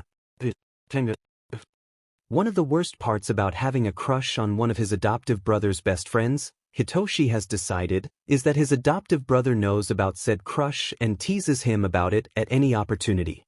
Well, less teases and more complains about. "Jesus effing Christ, Junior, are you ever going to tell Sparky how you feel?" Katsuki asks after one of his band practices, Hitoshi having come over to watch and hang out. "That's none of your business, Pop Rocks." Hitoshi crosses his arms stubbornly. Katsuki growls, "It's my business when I have to sit through your FNG heart eyes during practice." Hitoshi sighs before flopping down on the couch they had in the garage for some reason. "It's not my fault he looks adorable when he's having fun jumping around during your practices." Katsuki groans, "It's not that effing hard." "You're a hypocrite and you know it, Katsuki." The boy goes red and looks away, and they spend the next few minutes sitting in silence, Hitoshi sulking and Katsuki fuming. After a while, Hitoshi sighs and maneuvers himself into a sitting position. "Sorry man. I know it's a sore subject, Emotions and all, it's just hard. He shakes his head, then squints over at Katsuki. Why do you care so much about me confessing to Kami anyway? You aren't even this hard on show about Midoriya, and he's been pining since the sports festival. Katsuki wrinkles his nose, 'cause knowing them they'd be disgustingly affectionate and I don't want to walk in on icy hot macking on Deku. Hitoshi raises an eyebrow at his brother, but you do want to walk in on me and Kami. Macking on each other? No. I don't think no. He pauses for a minute before sighing. You two are happier when you're together. Hitoshi blinks. So you want us to be happy? Katsuki rolls his eyes, sitting on the couch next to him. Well yeah. Pikachu's effing annoying when he's all mopey. Did you see him last week when FNG soy sauce ate his last popsicle? It was like it was a FNG tragedy or something. He looks over and to see Hitoshi smirking, it almost sounds like you care about him or something.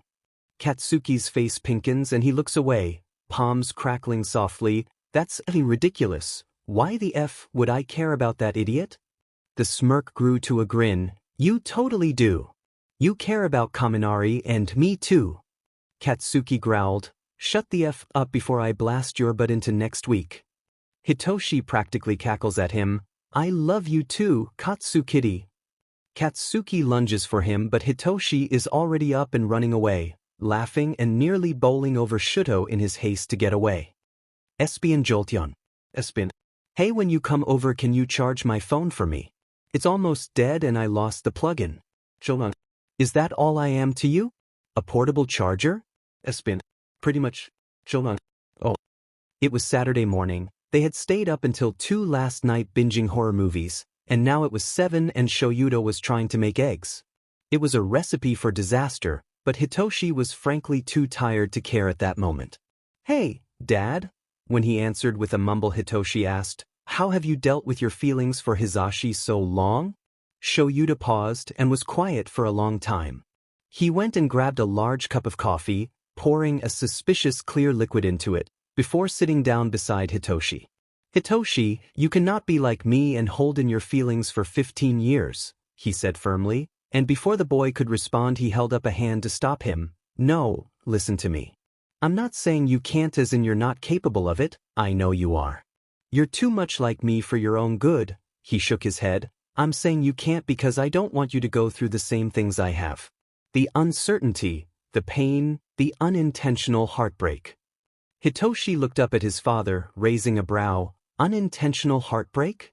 Shoyuta smiled bitterly. Zashi is famous and good-looking. I've had to deal with that a lot, unfortunately.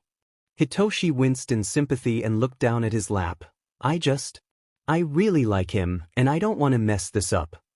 Shura took a long drink from his coffee and leaned back in his chair. I understand that feeling. One of your first friends and now your closest, don't want to lose him if it all goes south. Hitoshi nodded, sighing, yeah, that sums it up. I've been there, I'm still there. But, if you have even half as many people telling you to go for it as I do, I say you should take the chance. Hitoshi nods, and the two sit in silence for a while before he asks, if you have so many people telling you to go for it, why haven't you? He has the pleasure of watching his dad go red before they are interrupted by a bed-headed Shoto walking into the room asking if they smelled something burning. Sheet these. Pikachu Jengar. Pikachu. I need a ride. Are you free, RN? Yep, just tell me where you need to go. Pikachu. The hospital. Pikachu. Yeah, I might have. Fallen off the roof? Why the if? Never mind. Stay where you are, I'm coming to get you. Hitoshi sighed and ran a hand through his hair as he entered the kitchen. It was late and he was exhausted, but he was not tired in the slightest. Insomnia, what a joy you are. He grabbed a root beer from the fridge and heavily plopped down at the island, where Hisashi was drying and putting away dishes. Rough day? The blond man asked with a grin, then sobered when he saw how tired Hitoshi was. Where have you been? The hospital, the boy groaned out as he stretched. Kaminari fell off the roof so I had to take him there. He broke his arm and his wrist, and he insisted I be the first to sign he cast. Hisashi chuckled, a high honor. Hitoshi shook his head and stayed quiet, watching Hisashi work. The blonde was like a second father to him, and would actually be so if his dad would only pull his head out of his butt, so he supposed his opinion on this matter was also needed. Zashi? Hitoshi asked quietly, what is your opinion on Kaminari? At first, the man seemed surprised he'd asked, but then he looked down, mustache twitching slightly as he spoke. I had a lot of myself in Kaminari. He isn't exactly like me, but we've had similar experiences in life, I suppose. How so? This wasn't what he had really meant. He really wanted to know if the man would be totally against him dating the boy, but now he was curious. Well, Hizashi paused, seeming hesitant to go on. One of my first conversations with him that had nothing to do with school happened when I spotted a flag pin on his book bag. I saw that we had something in common, and so I approached him. Hitoshi blinked and furrowed his brows in concentration, trying to figure out what exactly Hizashi was trying to say without saying it. He knew that Kaminari had 2 pride flag pins on his book bag, one the bi flag and one the trans flag. He also knew Hizashi wasn't bi, as the man screamed very often and very loudly about how unfair it was to be pan in a place full of hot people. So that meant... Hitoshi's eyes widened for a moment in understanding before he looked up at Hizashi, giving him a small smile and nod. Go on. The blonde smiled gratefully at his pseudo-son before continuing. Besides that, I can see myself in him in other ways as well. We're both loud blondes and are often thought to be dumber than we are. We're both fluent in English and have a preference for Western music. He laughs hesitantly before continuing. And we both have a quirk that, should we lose control, could kill someone. But you also gave enough self-control so that you won't, Hitoshi interrupts. Hell, I've seen Kaminari use his to charge his phone, which actually takes a lot of precision and control. The man laughed lightly. You don't have to convince me of the boy's skill, Hitoshi. He's number 1 in my class for a reason. He puts away the last glass and walks around to sit by Hitoshi at the island. I'm beginning to guess the reason behind this sudden inquiry of what I think. Hitoshi bit his lip. Would you particularly care if I maybe asked him out? Brought him home one day and introduced him as my boyfriend? Hizashi grinned at him, and he found himself wondering if the man had ever asked his own parents that same question about his dad. If they had smiled knowingly as he stuttered through the question, and taken bets on how long it would take before it happened. He also wondered if they were ever disappointed it never did. Espion Jolteon. Espion. How's the arm doing? Jolteon. Still works. I just can't use it for a while. Thanks for the ride to the hospital BTW. Espion. He-man. Hey, there's some stuffy event happening this weekend that I'm being dragged to. Wanna be my +1? Jolteon. I'd love to, but I can't. Mina and I are going out to surprise our old dance instructor for her birthday. Espion. Valid. Maybe next time.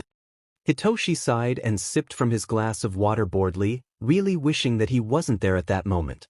Not only was it a stuffy adult party, it was a rich, stuffy adult party, which Hizashi had told them was infinitely worse. The man had disappeared not long after they arrived, finding the older Ida brother and practically latching on to the familiar face.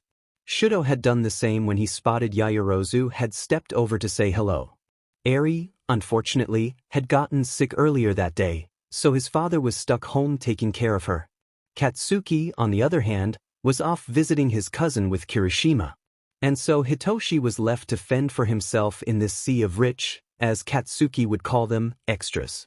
Rather than deal with the group of rich girls that he could see were slowly migrating towards him, he ducked into a side room to escape them, which turned out to be a room filled with plush couches and tables.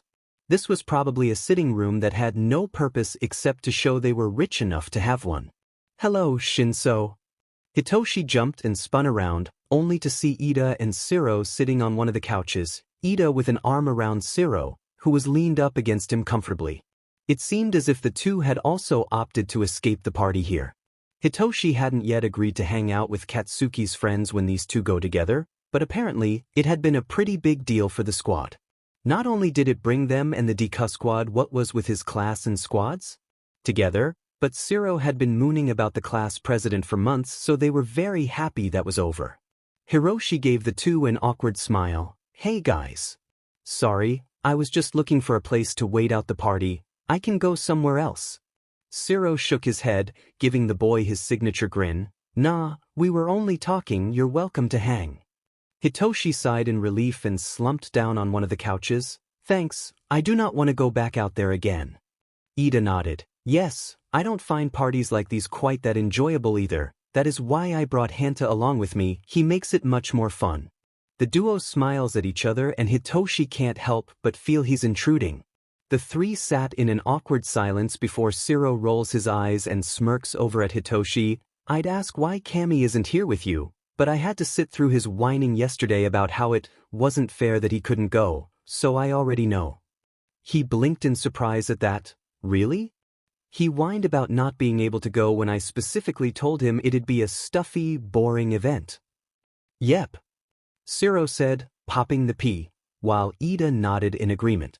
Yes, though from Hanta's telling me about the conversation I believe it was more about the fact that he couldn't go with you, Shinso. Hitoshi blushed slightly and shook his head. Doubtful, I'm not really any fun, he said, repeating words spoken about him many a time. Shiro only raised an eyebrow at him. If you weren't any fun, Kami wouldn't hang out with you so much. That is true, Ida agreed. Though Kaminari is kind in befriending people, he doesn't often interact with someone if he does not enjoy doing so. Hitoshi chuckles. Well, I'm glad he likes hanging out with me. I like hanging out with him too. Shiro stretches slightly before raising a bo at him. Does Kami know that though? Hitoshi nods. Of course he does. He knows I wouldn't let him do half the stuff he does if I didn't. He looks down at his hands. He just doesn't know how much I like him and hang out with him. Ida smiles gently at him. Then tell him so, Shinso. That's the only way he'll know for sure. Hitoshi is almost scared by the mere suggestion, and Ida can see that, so he motions to his boyfriend and they both get up and walk across the room to sit on either side of him. Ida gently placed an arm around him, and Hitoshi gratefully sunk into the contact. I truly believe that you would get the best results from telling Kaminari how you feel, but it is your decision to make. Shiro playfully elbowed him. But you better make it quick, 'cause my boy ain't gonna be single forever. Hitoshi se in a breath as he realized that Shiro was right. Kaminari wouldn't be single forever, and considering it's Kaminari, likely won't be for very long. If Hitoshi was going to have any chance, he'd have to act, and soon. Okay, he said quietly, though the others were close enough to hear him, I'll do it. Shiro cheered while Ida smiled delightedly. Hitoshi was made to promise to text Shiro as soon as it happened before the Ravenet hopped up off the couch. This calls for some celebratory sweets. Let's go see what they have at the refreshment table. And so the three set off to find sweets. Even as they did that, however, Hitoshi's mind was abuzz, wondering and hoping about what Kaminari's reaction to his confession would be. Pikachu Jengar. Pikachu. Hai. Kuidopyu. Tenga. Pikachu. A literal board talk me tgak yui leaks ms. Tenga. Kami? WTF? Are you high on? Pikachu is calling. Accept, decline. Hitoshi is an insomniac, that much is a well-known fact. He is used to himself being up late on his phone or maybe playing with Yusha. What he is not used to is someone else being awake at and texting him. So, Hitoshi was confused and frankly a little scared by the texts he had received, but to say the call startled him was an understatement. He yelped and dropped the phone, but was quickly able to catch it before it hit the ground. After a second of hesitation, he answered the call and was immediately greeted by a very loopy Kaminari. He Shinso. Well, that explained the text then. Hitoshi shook his head, laying back on his bed. Kami? Are you high right now? Kaminari actually giggled. Woo? Shiro just left Su? Hitoshi sighed. Of course. Well, Kami, I didn't understand a word of that text, so. Yeah, that's why I called. My thumbs weren't hitting the right buttons. He paused for a second, doing who knows what before speaking again. What I said was, a little birdie told me that you like me. Hitoshi froze, before speaking hesitantly into the phone. Oh, did he now? He never should have told Shiro. He knew that the two got high together and that Shiro is particularly loose-lipped when high, so he should have known that it would end up slipping out. He sat up in bed and ran a hand through his hair, biting his lip worriedly. And while Hitoshi was having his little freak-out session, Kaminari had continued talking. Yeah. Shiro said something about me not really having to put that much effort into it 'cause you liked me too. And then he said something about how he wasn't supposed to tell me that. Oh no, was I not supposed to tell you I knew? Oh no. Wait, Kami. Before Hitoshi could stop him, Kaminari hung up, leaving him in the silence of his room and his swirling thoughts. If he wasn't sleeping before, he certainly wasn't going to now, because his mind was replaying one word in particular over and over again. Hitoshi was left to stew in his thoughts for 3 days. For 3 days Kaminari avoided him, and it drove Hitoshi absolutely crazy, but he understood it. As much as it made him bonkers, Kaminari needed this time to process. He definitely didn't want him to rush into it and make a decision he'd come to regret. That didn't mean he wasn't infinitely relieved when he heard a familiar tapping at his window. To say Hitoshi threw open his window would be an understatement. He calmed down long enough to let Kaminari climb in through the window and sit down quietly on the bed, lugging an instrument case that looks suspiciously banjo-shaped. They sit in silence for a while, until Kaminari takes a deep breath. So, I remember everything, just so we're clear. Hitoshi sighs, only as a way to stop himself from laughing hysterically, and asks, Kaminari, why do you have a banjo? Oh, he pulls it around to rest on his lap, drumming his fingers on it nervously. I was going to try to serenade you? At least, that's what I had been psyching myself up to do when Shiro suggested getting high. And well, I was getting ready to come over here and thought, what if he doesn't open the window? So I grabbed this and here we are, I guess. Hitoshi did laugh then. It started out as soft chuckling but quickly spiraled into full-blown cackling. And judging by Kaminari's reaction to it, he was confused and a little scared of what it could mean. You dash, Hitoshi took a breath, you were gonna serenade me dash, another slightly hysterical giggle, with a banjo? Kaminari blushed brightly and nodded, and Hitoshi shook his head exasperatedly before grabbing him by the back of the neck. Oh my god, get over here. It wasn't a perfect kiss, far from it in fact. Their teeth smashed together painfully, they half missed each other's mouths, and Kaminari dim near fell into Hitoshi's lap, but it served its purpose. So, Kaminari says from where he's holding himself up thanks to him being yanked forward, you aren't mad about the call? Or the banjo? No. Hitoshi shakes his head, giving a grin that probably looks shockingly similar to his adopted father's. No, you appealing idiot. Shiro was right, and hell I'm happy he blurted it out already, saves me the trouble of having to confess. Now Kaminari's starting to grin too, and his eyes almost look like they're sparking, they're so bright. So you definitely like me? And you'd maybe want to go out with me? Like, go out on dates and me hold your hand and kiss you and call you my dash. Yes, I want to do that, be your boyfriend. Why else would I kiss you? Kaminari bites his lip and looks up at him almost shyly. Well, I don't know if that would be considered a kiss. Hitoshi barely lets him finish the sentence before he's dragging him back forward to give him a proper kiss. Shoyuta wasn't that surprised when he walked into Hitoshi's room that morning to see Kaminari Denki curled up on his son's chest. In fact, he was silently elated, because that meant Hitoshi would be out of whatever weird funk he had been in for the past few days. He allowed the boy to stay for breakfast, to their surprise, and hadn't even gotten on to Hitoshi for letting him in the middle of the night. He had already known about the late-night visits anyway, and they didn't particularly bother him. Breakfast was a little awkward at first, until Katsuki finally entered the kitchen, taken one look at Kaminari sitting there, and spat. Finally, I was beginning to think about just shoving you fuckers into a FING closet.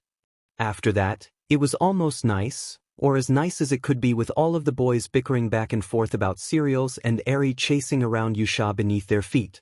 It was during this chaos that Hizashi nudged him softly. Did Hitoshi also essentially ask your permission to date Kaminari? He asked, and Shoyuta almost flushed remembering their conversation on the matter. In a way, he eventually settled for saying, and let out a small breath of relief when Hizashi doesn't ask for clarification, instead electing to smile softly across the table at the two boys. I told him about me when he asked. That He didn't have to finish for Shoyuta to understand, and he just smiled, like it was a completely normal thing. If only. Again he paused instead of finishing, and this time Shoyuta felt angry at the silence. He was so proud of his boys and their generation for being so open and accepting, but it wasn't fair that theirs had to go through so much struggle. But he supposed if they hadn't struggled they never would have gotten to this point, so he at least had that, and it was enough for him. He silently slid his hand over and linked it with Hisashi's, ignoring how his own heart spread up and face grew hot for the bright smile that he received in return. It was enough. It was a nice night, he supposed. Although almost every night since he had become free of that hag's clutches was nice if you asked him. Although, if you asked Katsuki he probably wouldn't give you a straight answer. He was never one for niceties or even positivity, not unless it was aggressively given. Still, if you asked him how good his life had become since he was adopted by Aizawa Shoyuta, that would basically be what he meant. Case in point, the fact that he was walking home with his best friend in tow. Before, he would have never been able to walk home, much less bring someone over.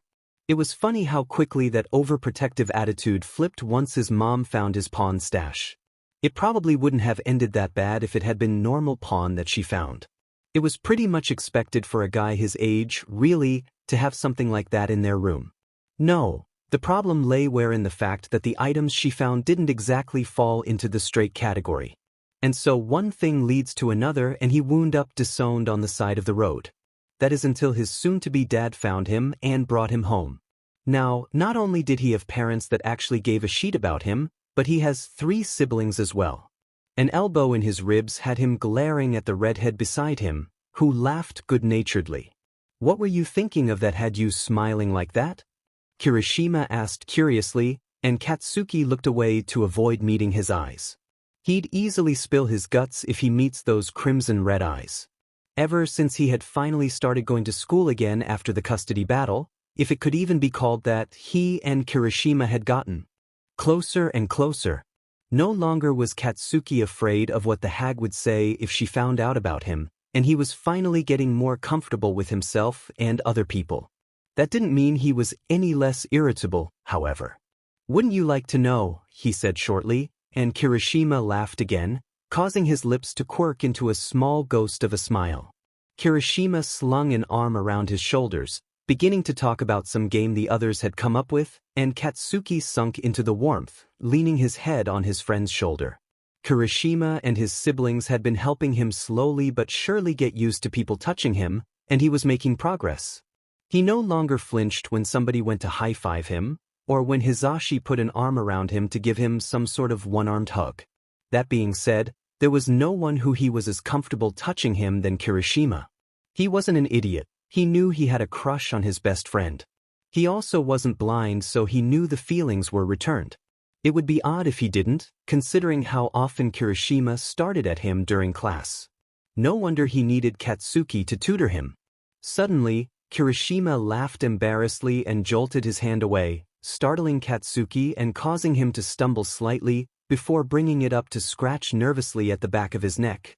"So, do you think you'd want to come play with us sometime?" Katsuki studied him for a second before sighing, turning to walk on. "Next one of you dumb squad nights, get the cards and come over to mine. We'll play your FNG game then." The way Kirishima had jerked away from him, that was the reason that Katsuki had not already acted on their mutual feelings. It was no secret Kirishima wasn't the most confident person. He may act like it, but those who have known him for a while know the front for what it is. He doesn't think he is worthy of anything he has. That's why he always pulls away. He doesn't think he's worthy of someone like Katsuki, though really the opposite is true, and so he doesn't believe he could feel the same. But the only thing Katsuki really wants is for him to realize how good he is, and so he won't make a move until Kirishima does. Even if it's slowly killing him. A rustling in the bushes beside them causes them to freeze. Kirishima looked over to Katsuki worriedly. Slowly, he approached the bush, arm hardening for protection, and leaned over to look into it. Katsuki was expecting many things, but for Kirishima to drop to his knees and practically shout, "Oh," was not one of them. He walked over to see the thing in the bush was none other than a small kitten, cream-colored with white patches and wide, blue eyes. He felt his cold heart melt slightly when it looked up to him and let out a quiet meow. He had always had a soft spot for cats. It sneezed, knocking itself off its feet, and as Kirishima cooed at the cuteness, Katsuki made a decision. Without warning, he stooped down and scooped up the offin, cradling it to his chest. Kirishima looked up at him from where he was kneeling down, watching with surprise as he scratched it gently on the head. "Come on, we're taking it home." He turned and continued to walk in the direction of home. It. Kirishima scrambled to follow him, nearly tripping as he caught up. "Bakugo? What do you mean we're taking it home?" "Exactly what IFNG said, we're taking." He checked. "Her home." He glared over at the redhead, daring him to argue again, and Kirishima wisely closed his mouth. "Sharkbait Grenade Hands." "Sharkbait? So, what you gonna call her?" "Grenade Hands." "What? Sharkbait? The kitty. What's her name?" "Grenade Hands." "Sharkbait? Bro, I just want you to know. That is the cutest name ever." "I love it." "Grenade Hands. Shut your..." The next week found Katsuki sitting in his living room, Rin purring on his lap and surrounded by his squad, and Hitoshi, on all sides, playing the most complicated game of Uno he'd ever been in. The rules, they had said, were simple. It was a regular game of Uno, no complicated suches or anything, but there was a penalty when you put specific cards down. If a 6 is put down, everyone has to slap their hand down in the middle, and the last person to do it has to draw 4 cards. If a 7 is put down, everyone has to be quiet, no talking until the next one is put down, and the talking penalty is also 4 cards. Aside from those, there were also penalties for the non-numbered cards, like the reverse and skip cards. The penalties for those were to compliment and insult someone, respectively. If you put down a wild card, you had to tell an embarrassing story, and for a draw too, you had to accept a dare from another player. Failure to do any of these things resulted in either drawing 16 cards or drinking a smoothie of mystery items Denki made before coming over. Katsuki didn't know what was in that thing, but he was not going to drink it.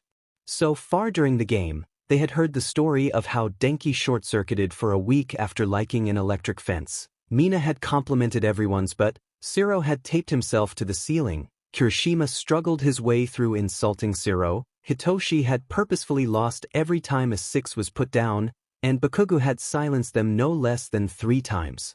It was just after the 3rd silence ended when it happened. Denki was whining about how it wasn't fair that they could all talk with sign language anyway, even though he could probably learn it in a week if he tried, the fucker, and Katsuki had his head thrown back, laughing at Denki's misfortune. He froze, however, when he felt a new presence enter the room, and looked over to see Deku standing in the doorway. They locked eyes and the talking around him gradually faded as the others realized what was happening at that moment. Katsuki just stayed there for a minute, looking into Deku's wide eyes as he sorted through exactly what he wanted to say in his head. When he figured it out, he jerked his head in the direction of the hall, letting Rin jump off his lap as he stood up quickly. "Wanna talk to you, Deku?" With a surprised blink, Deku stumbled forwards and followed him down the hall and into his room. Katsuki sat down on the bed with a bounce and raised a brow at the hesitating Deku. "It's not gonna have a bite you or anything." Deku let out a breath and sat in front of him, turning so they were facing each other. "So, Kaken?" he began nervously, "what did you want to talk about?" Katsuki took a deep breath, running a hand through his hair nervously. "I'm only gonna say this FNG once, so listen up." He paused, then sighed. "I'm sorry." Deku tilted his head in confusion like some kind of iffy, infuriating puppy. Pardon?" He groaned. "I said I was only gonna say it once, goddammit." He crossed his arms, leaning back and wishing he could avoid this conversation. But it had to happen at some point, and it was better sooner than later. Deku still looked confused, so he looked away and elaborated more. "I'm sorry for all the shitty stuff I've done to you up until now. You didn't FANG deserve it. I was just taking out my anger about my shitty home life on you.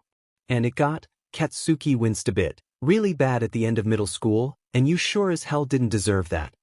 He glanced over and Deku was looking at him with wide, tear-rimmed eyes. "Itsuki, Don't say anything yet." Katsuki raised a hand to silence him. "I don't deserve forgiveness, so shove that away. Think it over for a bit." obviously feeling bold or something, grabbed his hand and lowered it. Katsuki, I don't know if I forgive you, not yet anyway. But I appreciate you coming and talking to me, and apologizing after all this time. Katsuki nodded and pulled his hand back. Don't expect my FING attitude to change right away, or even ever. Deku gave a soft laugh. Don't worry, I don't, but you've already changed so much from how you were before that you don't even need to anymore. And I feel as if most of the thanks for that is due to. He nodded his head towards the living room. He could have meant his whole squad, but they both knew he only meant one particular member. Katsuki flushed when he realized what Deku was implying, and his palms sparked slightly. The sounds that had once made the greenette flinch now made him laugh, and Katsuki couldn't help but feel a bit relieved at it. Okay. I'm going to head back out there now, okay? Katsuki nodded, looking down at his hands as his childhood friend left the room. He didn't forgive him yet, but it was a start. It was a start. Sharkbait Grenade hands. Sharkbait. So what did you and Deku talk about? Grenade hands. So, Sharkbait. Come on, Blasty. Tell me. Grenade hands. Just go ask Ifenji Deku. Hey Baku, you up? A knocking was heard at his door, and Katsuki groaned. If it was anyone but Kirishima, he wouldn't have answered, but since it was... Yeah, hey, come in if you're going to. Kirishima poked his head through the doorway, smiling softly when he saw Katsuki laying back on the bed with Rin curled up on his chest. He walked in and sat down on the bed, moving Katsuki's feet to the side gently. So, I asked Midoriya what happened, as you told me to. He smiled wider, a hint of shark-like teeth now visible. I'm proud of you, man. What? He looked up and met Kirishima's eyes briefly before looking back down to Ren, trying to force his heart to stop its staccato rhythm. I'm proud of you. It takes a lot to own up to your mistakes. Kirishima slammed his fists together, grinning widely down at Katsuki. It's super manly what you did. Katsuki felt himself blush lightly and scoffed to cover it. Yeah, whatever, it was because of you that I did it anyway. Kirishima blinked at him, his smile faltering in his confusion. What? Katsuki laid back farther and glared up at the ceiling. You're so nice, Aidru. Neither mentioned the name drop, but both felt its effects. You're so nice and yet you're so self-deprecating, which is iffy bullshit, but I can't say anything because who would believe me? But you're twice the FING hero I am, and so I'm trying to be more like you, and so I apologized cause it's the right thing to do, cause it's what you would do.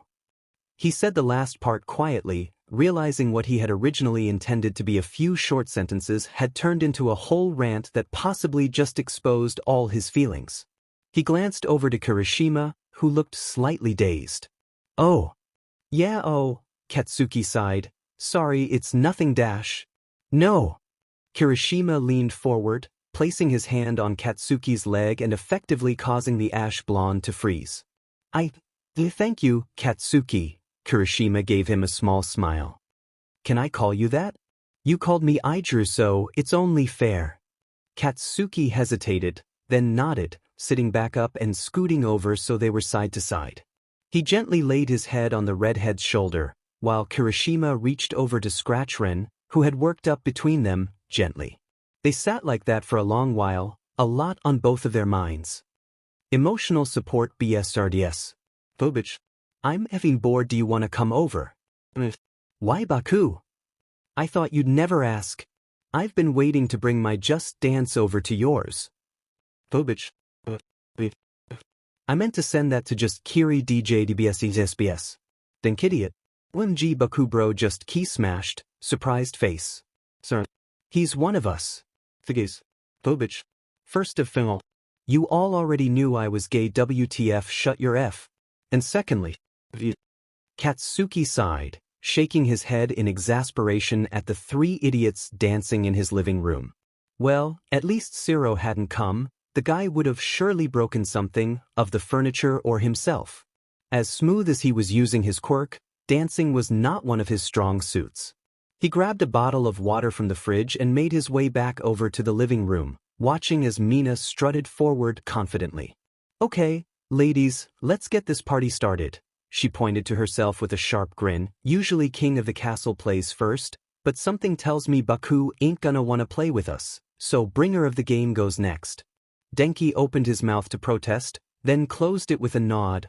Alright then, as long as I get to dance at some point. She spun on her heel, pointing the controller at the screen determinedly and picking a song. It amped up quickly, and Katsuki found himself watching, interested despite himself.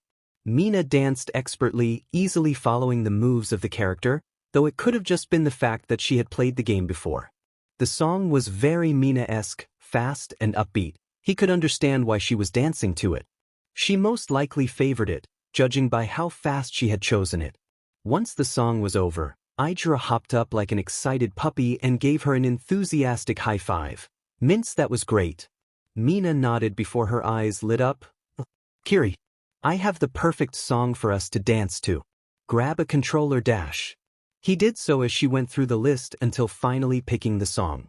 When Aizawa saw the character selection screen, he grinned brightly. Ah yeah, I get to be a panda.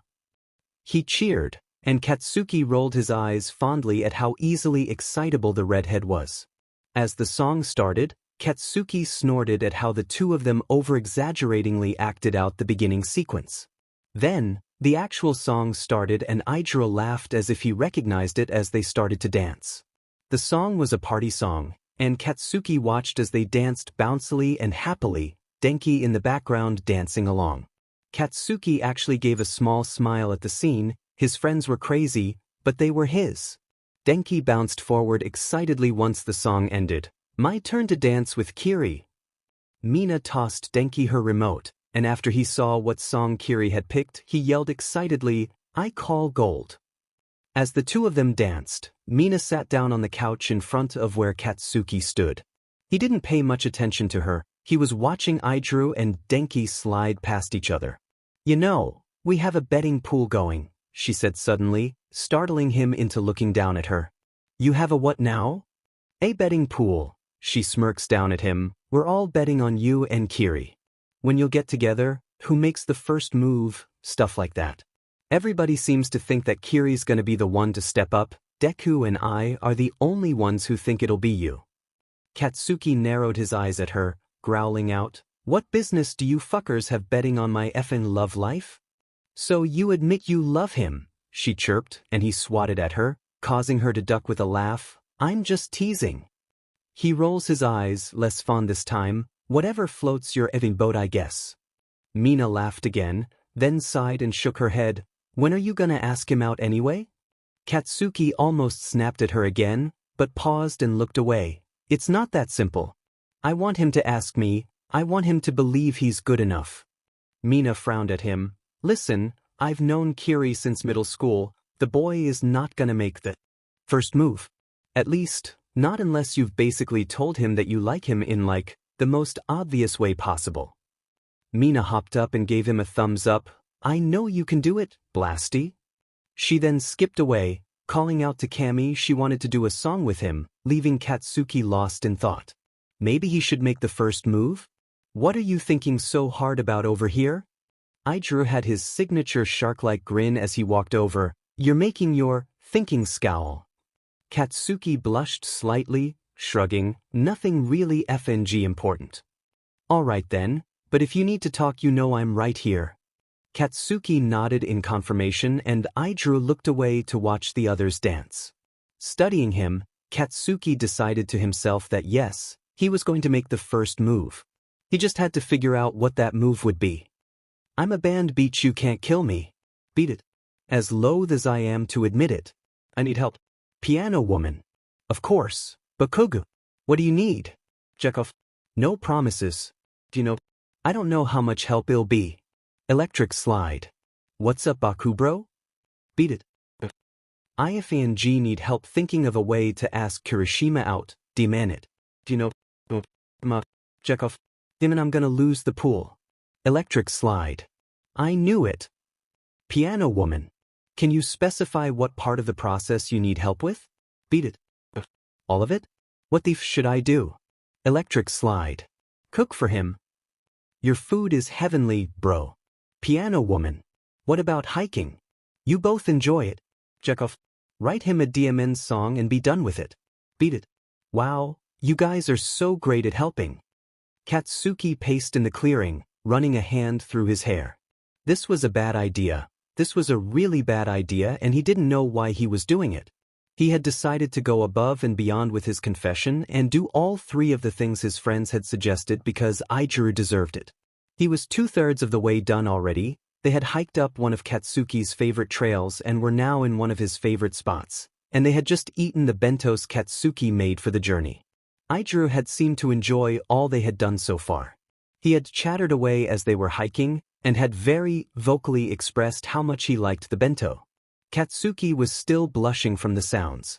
But Katsuki had no idea if he was going to react to the song in the same positive way. Hell, he had no idea if the song was even good, as he had blacked out writing most of it. "Suki, you good over there?" Aizawa called, and Katsuki blushed slightly at the nickname. "Why, I'm fine, Aizawa," he cursed his stutter before taking a deep breath in. Stealing his nerve, he grabbed his box drum and headed over to his friend. It was time to FING do this. Aizawa's eyes lit up when he saw Katsuki getting lit the box drum, his smile growing wide and excited. "Whoa, are you gonna play for me? This day keeps getting better." Katsuki nodded at him, not trusting himself to speak, and got the shaker from inside the drum before setting it down and sitting on it.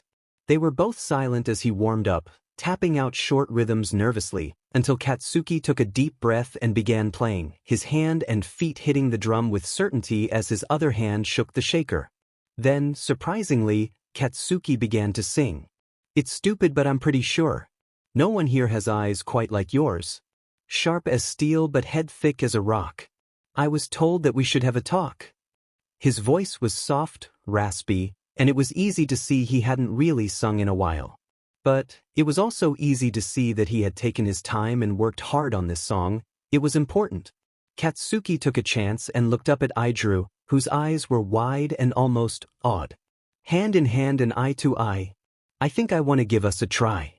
Chest to chest and cheek to cheek. When I'm with you I never feel weak." Katsuki looked back down at his drum, avoiding Aizawa's eyes. He knew his were too expressive, that they were giving away everything that he was thinking, feeling, hoping with this song. But wasn't that the point? Just as Katsuki took a breath and closed his eyes to begin the next verse, he felt strong hands cup around his jaw and pull him forward, and he was silenced by the feeling of chapped lips on his. Because his mouth was already open, Aizawa wasted no time in mapping out the inside, running his tongue lightly along Katsuki's own. All Katsuki could do was melt, humming as he dropped the shaker and moved his hands around to grip at the back of the redhead's shirt. They traded 2, 3, for more kisses before they pulled apart, only going far enough away that they were breathing in each other's air space. Aizawa was smiling wider than Katsuki thought was possible, but he was grinning back just as wide. "So," Aizawa said quietly, "is that what today was about, Suki?" He shrugged, still grinning. "I wanted to ask you out.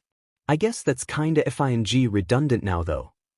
Aizawa blushed and his smile turned a little shy. "It'd still be nice to hear it." Katsuki chuckled. "Well then, Aizawa, will you go the F out with me?" He answered by leaning in and kissing him again, this kiss longer and deeper than the ones before it. Katsuki smiled into it, thinking that he'd like this to be how Aizawa told him yes from now on. Shoyuta leaned against the car boredly, waiting for his adoptive son to hurry up and get back already. Hizashi had gotten a craving for curry, and Shoyuta wasn't going to cook it if he didn't have to. Besides, Katsuki's always ended up tasting better anyway. He sighed in relief when he saw him walk off the trail with his friend, then did a double take. They were walking out much the same way they had walked in, Kirishima's arm thrown over Katsuki's shoulder, but now his son was leaning into the embrace instead of away from it, and there was a small smile on his face. Shoyuta raised an eyebrow at Katsuki when the pair approached, and his son raised an eyebrow right back. After a minute or two of them staring like that, with Kirishima looking between the two with increasing confusion and concern, Shoyuta shook his head with a chuckle. "Get in, kids. If Zashi doesn't get curry in the next 2 hours, he's going to go rabid." The almost invisible tension melted from Katsuki as he got in the car, Kirishima following as chipper as ever. Shoyuta got in the driver's seat last, thinking almost ruefully of the fact that Eri was now his only kid not in a pair. Don't tell dads. Anger issues. Guess who's got a FING boyfriend? Daddy issues. Congrats. So you finally grew a pair, huh? Anger issues. Up your shut. At least I've got a boyfriend. Unlike FNG Icy Hot over here who's still pining after FNG Deku. Daddy issues. What? Oh yeah man, do you need help with that or anything? Daddy issues. Izuku and I have been dating since I got adopted by dad. Anger issues. Hey fuckface. Shoto looked up from where he had previously been eating his food to see Hitoshi, who had agreed to eat lunch with him and Izuku, shrug at them before walking over to Katsuki's table. It seemed that the blonde had decided their brother would sit with him during lunch, which was fine as Shoto didn't particularly care either way. Izuku looked over at him with a frown. Sho, didn't you want him to sit with us? Are you alright with Kaken stealing him? Shoto nodded, squeezing Izuku's hand where they held them under the table. Yes, as long as he is sitting with one of us I am fine with it.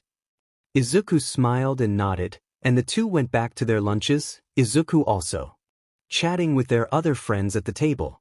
The others noticed them holding hands under the table but only smiled and didn't mention it, not wanting to embarrass the boys. Shoto and Izuku had been together ever since very shortly after Shoto was taken in and adopted by Shoyuta, so affection wasn't new in the slightest. The openness, if one could call hiding it under a table openness, of it, however, was new.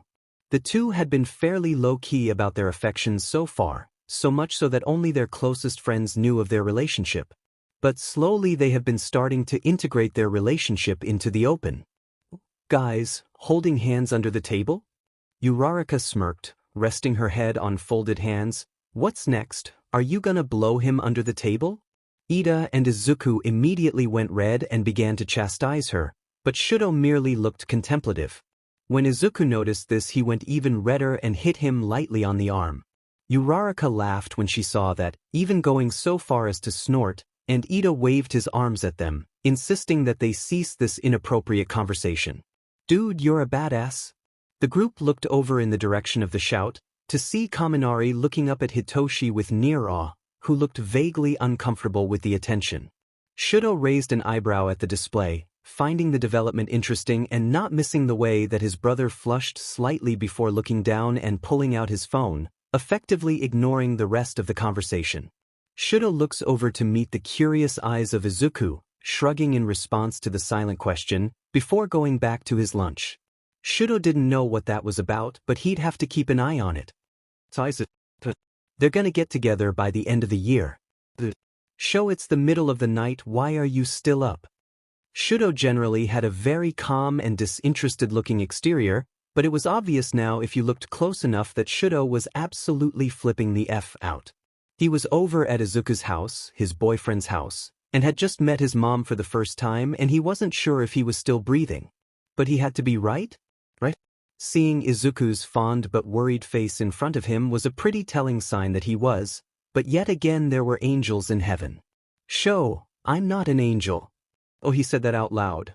You're as appealing as one, Shoto says back, wholly satisfied by the way Izuku flushes red at the compliment. You don't have to worry, my mom loved you. Izuku said quickly, trying to change the subject and sitting down on the bed beside him. He yelped, however, when he did so, and got right back up to find Shoto's phone where he had sat. Izuku picked it up, wincing when he looked at it and apologizing when he handed it back to Shoto as he sat back down. Sorry, I think I accidentally texted someone. Shoto smiles at his little mess of a boyfriend and takes his phone, seeing that Izuku did, in fact, send a text. No worries, it was only Hitoshi. He typed a quick apology before setting it on his other side, leaning his head on Izuku's shoulder. Do you really think it went well? Izuku laughed quietly, resting his head on top of Shoto's. Are you kidding? She absolutely loved you. I wouldn't be surprised if she is begging me to bring you back over by next week. Shoto smiled, glancing back down at his phone when it vibrated and seeing that Hitoshi had texted back. He turned off his phone and Izuku looked over at him. So, do you really think Kaminari and Hitoshi are going to get together? He asked curiously, and Shoto hummed. Kaminari is trying too hard to become Toshi's friend without having at least a little of a crush on him, and Hitoshi is too much like Dad. What do you mean, too much like Dad? Izuku took one of Shoto's hands in his, tracing his knuckles with one scarred thumb and making it suddenly really hard for the boy to answer. Shoto swallowed a little. Toshi's practically a clone of Dad with different hair. And Dad's crush on Hisashi is entirely too obvious. Hisashi. Present Mike. Shoto smiled when he saw his boyfriend's face light up in recognition, then realization. Wait, Aizawa-sensei has a crush on Mike-sensei? His surprised look was so adorable that Shoto just had to kiss him. And because he could, he did. He leaned forward and gently pressed their lips together. Izuku jumped slightly at the sudden affection but quickly melted into it, humming in content as he brought a hand up to Shoto's shoulder. The kiss didn't last long and didn't go particularly far, as they were still fairly new in that area, but whenever they did go into that unmarked territory it never failed to bring him butterflies. When they separated, Izuku smiled softly at him, leaning forward to rest his head on the dual-haired boy's shoulder. I still don't really think they're going to get together. 5,000 yen says they do. You're on. Izuku, Shochan. It's not too late to drop the bet, you know. Izuku. Why? What's happening? I just heard a thump from Hitoshi's room that is no doubt Kaminari visiting for the 4th night in a row. Izuku. They're best friends. I bet if he lived close enough Kirishima-kun would be doing stuff like this to Kaken too. Kirishima has a huge but gay crush on Katsuki, so that is like the worst example you could have given. Izuku. What? Shoto yawned as he sat up on the couch, still not fully awake yet. That horror movie marathon had not been the best idea, but he had enjoyed it, so it was worth it. He hummed, scratching the back of his back lightly, and stood from the couch. He decided to head for the kitchen, as he could hear the murmur of soft voices and smell the breakfast in progress. He padded through the hall, making it all the way to the doorway that enters into the kitchen, before he froze at what they were discussing. I really like him, and I don't want to mess this up. That was Hitoshi, probably talking about Kaminari. Shoto had to hold back a snort, as if he could ever really do something to get the blonde to hate him. I understand that feeling. One of your first friends and now your closest, don't want to lose him if it all goes south. Yeah, that sums it up. So Hitoshi is talking with their dad about confessing to Kaminari. It makes sense. The two are so alike that any advice he gives could help Hitoshi much more than someone else's. I've been there, I'm still there. But if you have even half as many people telling you to go for it as I do, I say you should take the chance. Then again, it's been nearly 15 years as far as he knows, and Shoyuta still hadn't asked Hisashi out, so he may not be as good a choice for advice. If you have so many people telling you to go for it, why haven't you? That's the million-dollar question, isn't it? Why, after all this time, has he still not asked Hisashi out? Maybe once he helps his brothers pull their heads out of their buttes, they can help him too. It's been a few minutes and his dad still hasn't answered the question.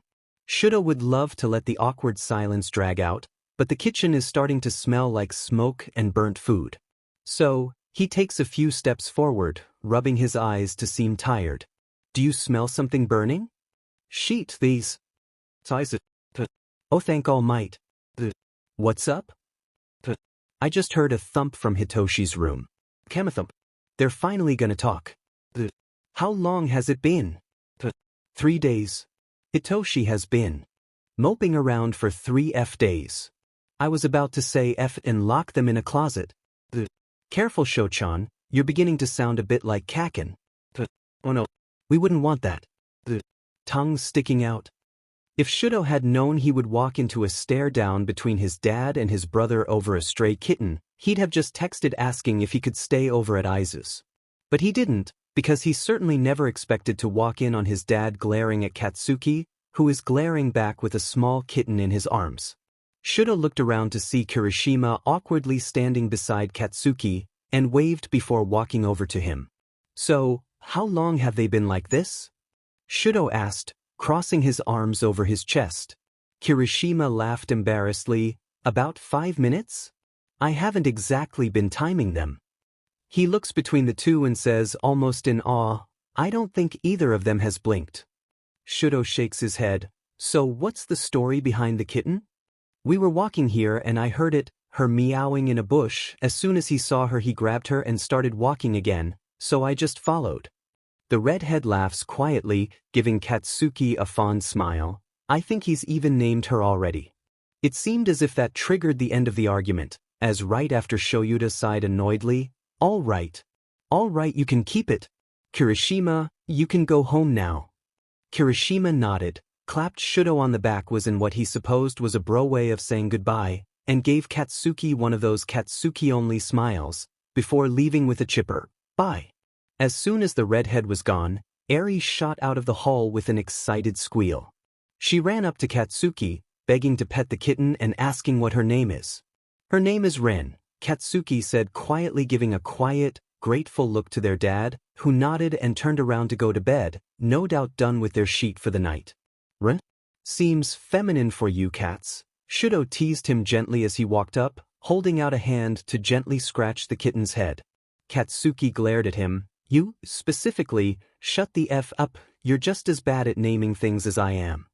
Eri, who was petting Rin gently, ignored the slur, it being something she had grown used to hearing since Katsuki joined the household. He shook his head. I'm getting better at it, and I didn't say it was a bad name, just feminine. Katsuki rolled his eyes, giving Shoto as much of a smile as he was willing, and Shoto nodded before heading up to his room, eager to text Izuku of what he had just witnessed. Izukute, Shochan. So you'll never believe this. But Kaken and Kirishima just sort of became cat dads. Izukute. I got home and they were there with a kitten. They found her in a bush apparently. Her name is Ren. Izukute. Shoto was in his room laying back on his bed, Yusha sitting on his chest. They had holed themselves up in here together to escape the wildness and loudness that was Katsuki's friends. Not that Shoto didn't like them, on the contrary he and Shiro swapped manga recommendations and Kaminari or Kirishima were over often enough for his brothers. He didn't really talk to Mina that much, but he had a good enough relationship with all of them. It was when they were all together that he tried to avoid them. Shoto sighed, checking his phone for the fourth time. He had texted Izuku a while ago but his boyfriend still hadn't responded, probably eating dinner with his parents. All Might was dating his mom so obviously he'd be there too or something. He put his phone on the nightstand and scratched Yusha's head gently, only looking up when a knock sounded at his door. Shoto got up and answered it, expecting to see one of Katsuki's friends doing a dare of some sort, but was instead surprised by the sight of his boyfriend standing in the hall, a contemplative look on his face. Aizu? What are you doing here? He asked curiously, taking the greenette by the hand and leading him into the room. I wanted to surprise you since you sounded lonely in your text. Shoto squeezed his boyfriend's hand in thanks. I got stopped by Kaken and what Aizu? Shoto asked, slightly worried. His brother and boyfriend hadn't been fighting as much lately, but they weren't gossiping and painting their nails together either. He apologized to me. Izuku looked up at Shoto, surprise seeming to finally start settling in. He apologized to me and I can't forgive him, not yet, and he understands that? Shoto put an arm around him and they both sit on the bed, where Yusha had curled up on his pillow. He shooed the cat away and scooted back, pulling Izuku to rest against his chest. Shoto began running a hand through his boyfriend's hair lightly. Well, he has been getting better about dealing with feelings and such since Dad adopted him. Izuku gave a small smile, not only since then but since Kamino. Since Kirishima. I even told him so. Shoto laughed quietly. There's no doubt about that, and I'm sure he was super embarrassed by you bringing it up. He did go a little red. I'm beginning to think you're right about them. He kissed Izuku's forehead gently. I was right about Hitoshi and Kaminari. Why wouldn't I be? You should know by now but to question me about these things, babe. Izuku squeaked, flustered by the nickname, and buried his head against Shoto's chest, who could see his ears burning in embarrassment. Shoto only chuckled and nuzzled into his boyfriend's hair fondly. Hey Aizu. Yesho-chan. I love you. It was the first time he said it aloud, but it felt right to say it. That was what this feeling was, after all. The warmth and happiness he always felt when Izuku was near. He'd be a fool to call it anything but love. I love you too, Shoto. He cuddled closer, snuggling into him boyfriend's warmth, and they fell asleep like that. Apparently Kaken and Hitoshi didn't know we were dating? What? Really? Like we weren't exactly subtle about it. Well, they were pretty caught up in their own love lives. Speaking of, Katsuki finally confessed to Kirishima. Even did it with a song. Really? That's so romantic. Much more romantic than the way you asked me out. Shoyuta chuckled quietly at all of the children hanging out in his living room. Shoto and Midoriya were sitting cuddled together with Eri at their feet playing happily. Meanwhile, Katsuki and Hitoshi were at the other end of the house, questioning each other, looking over at the couple every once in a while. Shoyuta laughed again, shaking his head. He loved his children, but they could really be in their own world sometimes. What's got you all giggly, Sho? Hisashi asked, the blonde walking up to stand beside him. Apparently, Katsuki and Hitoshi didn't know their brother was dating Midoriya. Hisashi practically guffawed. Really? I have no idea how. They are very open with their affections, even at school. Especially at school, Shout smirked, but school is also where Kirishima and Kaminari are. Ah, the blonde nodded, now leaning on the wall next to Shoyuta, their arms pressed against each other. They were too busy looking at their crush to see their brother's relationship. He glanced over at Shoyuta and away quickly. I can relate. You wouldn't believe how many times I've missed the purpose of a meeting by staring at my crush. Shoyuta blinked in surprise. Zashi has a crush? Before nodding, a tight feeling coiling in his chest. Yeah, I understand what you mean. Of course he likes someone. It would be unreasonable to assume that Hisashi, of all people, didn't like anyone. Shoyuta had had to deal with this before, so he knew how to deal with this now. It was going to be kind of hard to avoid him now that they live together, but he'll manage. Anything to avoid the heartache. Ima prefaced this by saying I'm sorry. I'm sorry for disappearing, and I'm sorry for what I'm about to do. I'm discontinuing this FIC.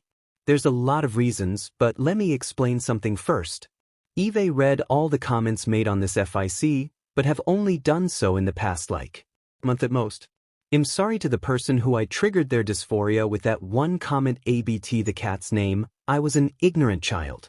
The reason I disappeared is very complicated. Long story short, shit went down with my family and I got a lot of junk taken away. I'm not gonna come back to Discord or Tumblr probably ever. But I am an author, it is what I love to do, so I'm going to keep writing. Just not this. It's been almost over a year since Eve even thought about this FIC. Honestly, I probably couldn't continue if I wanted to.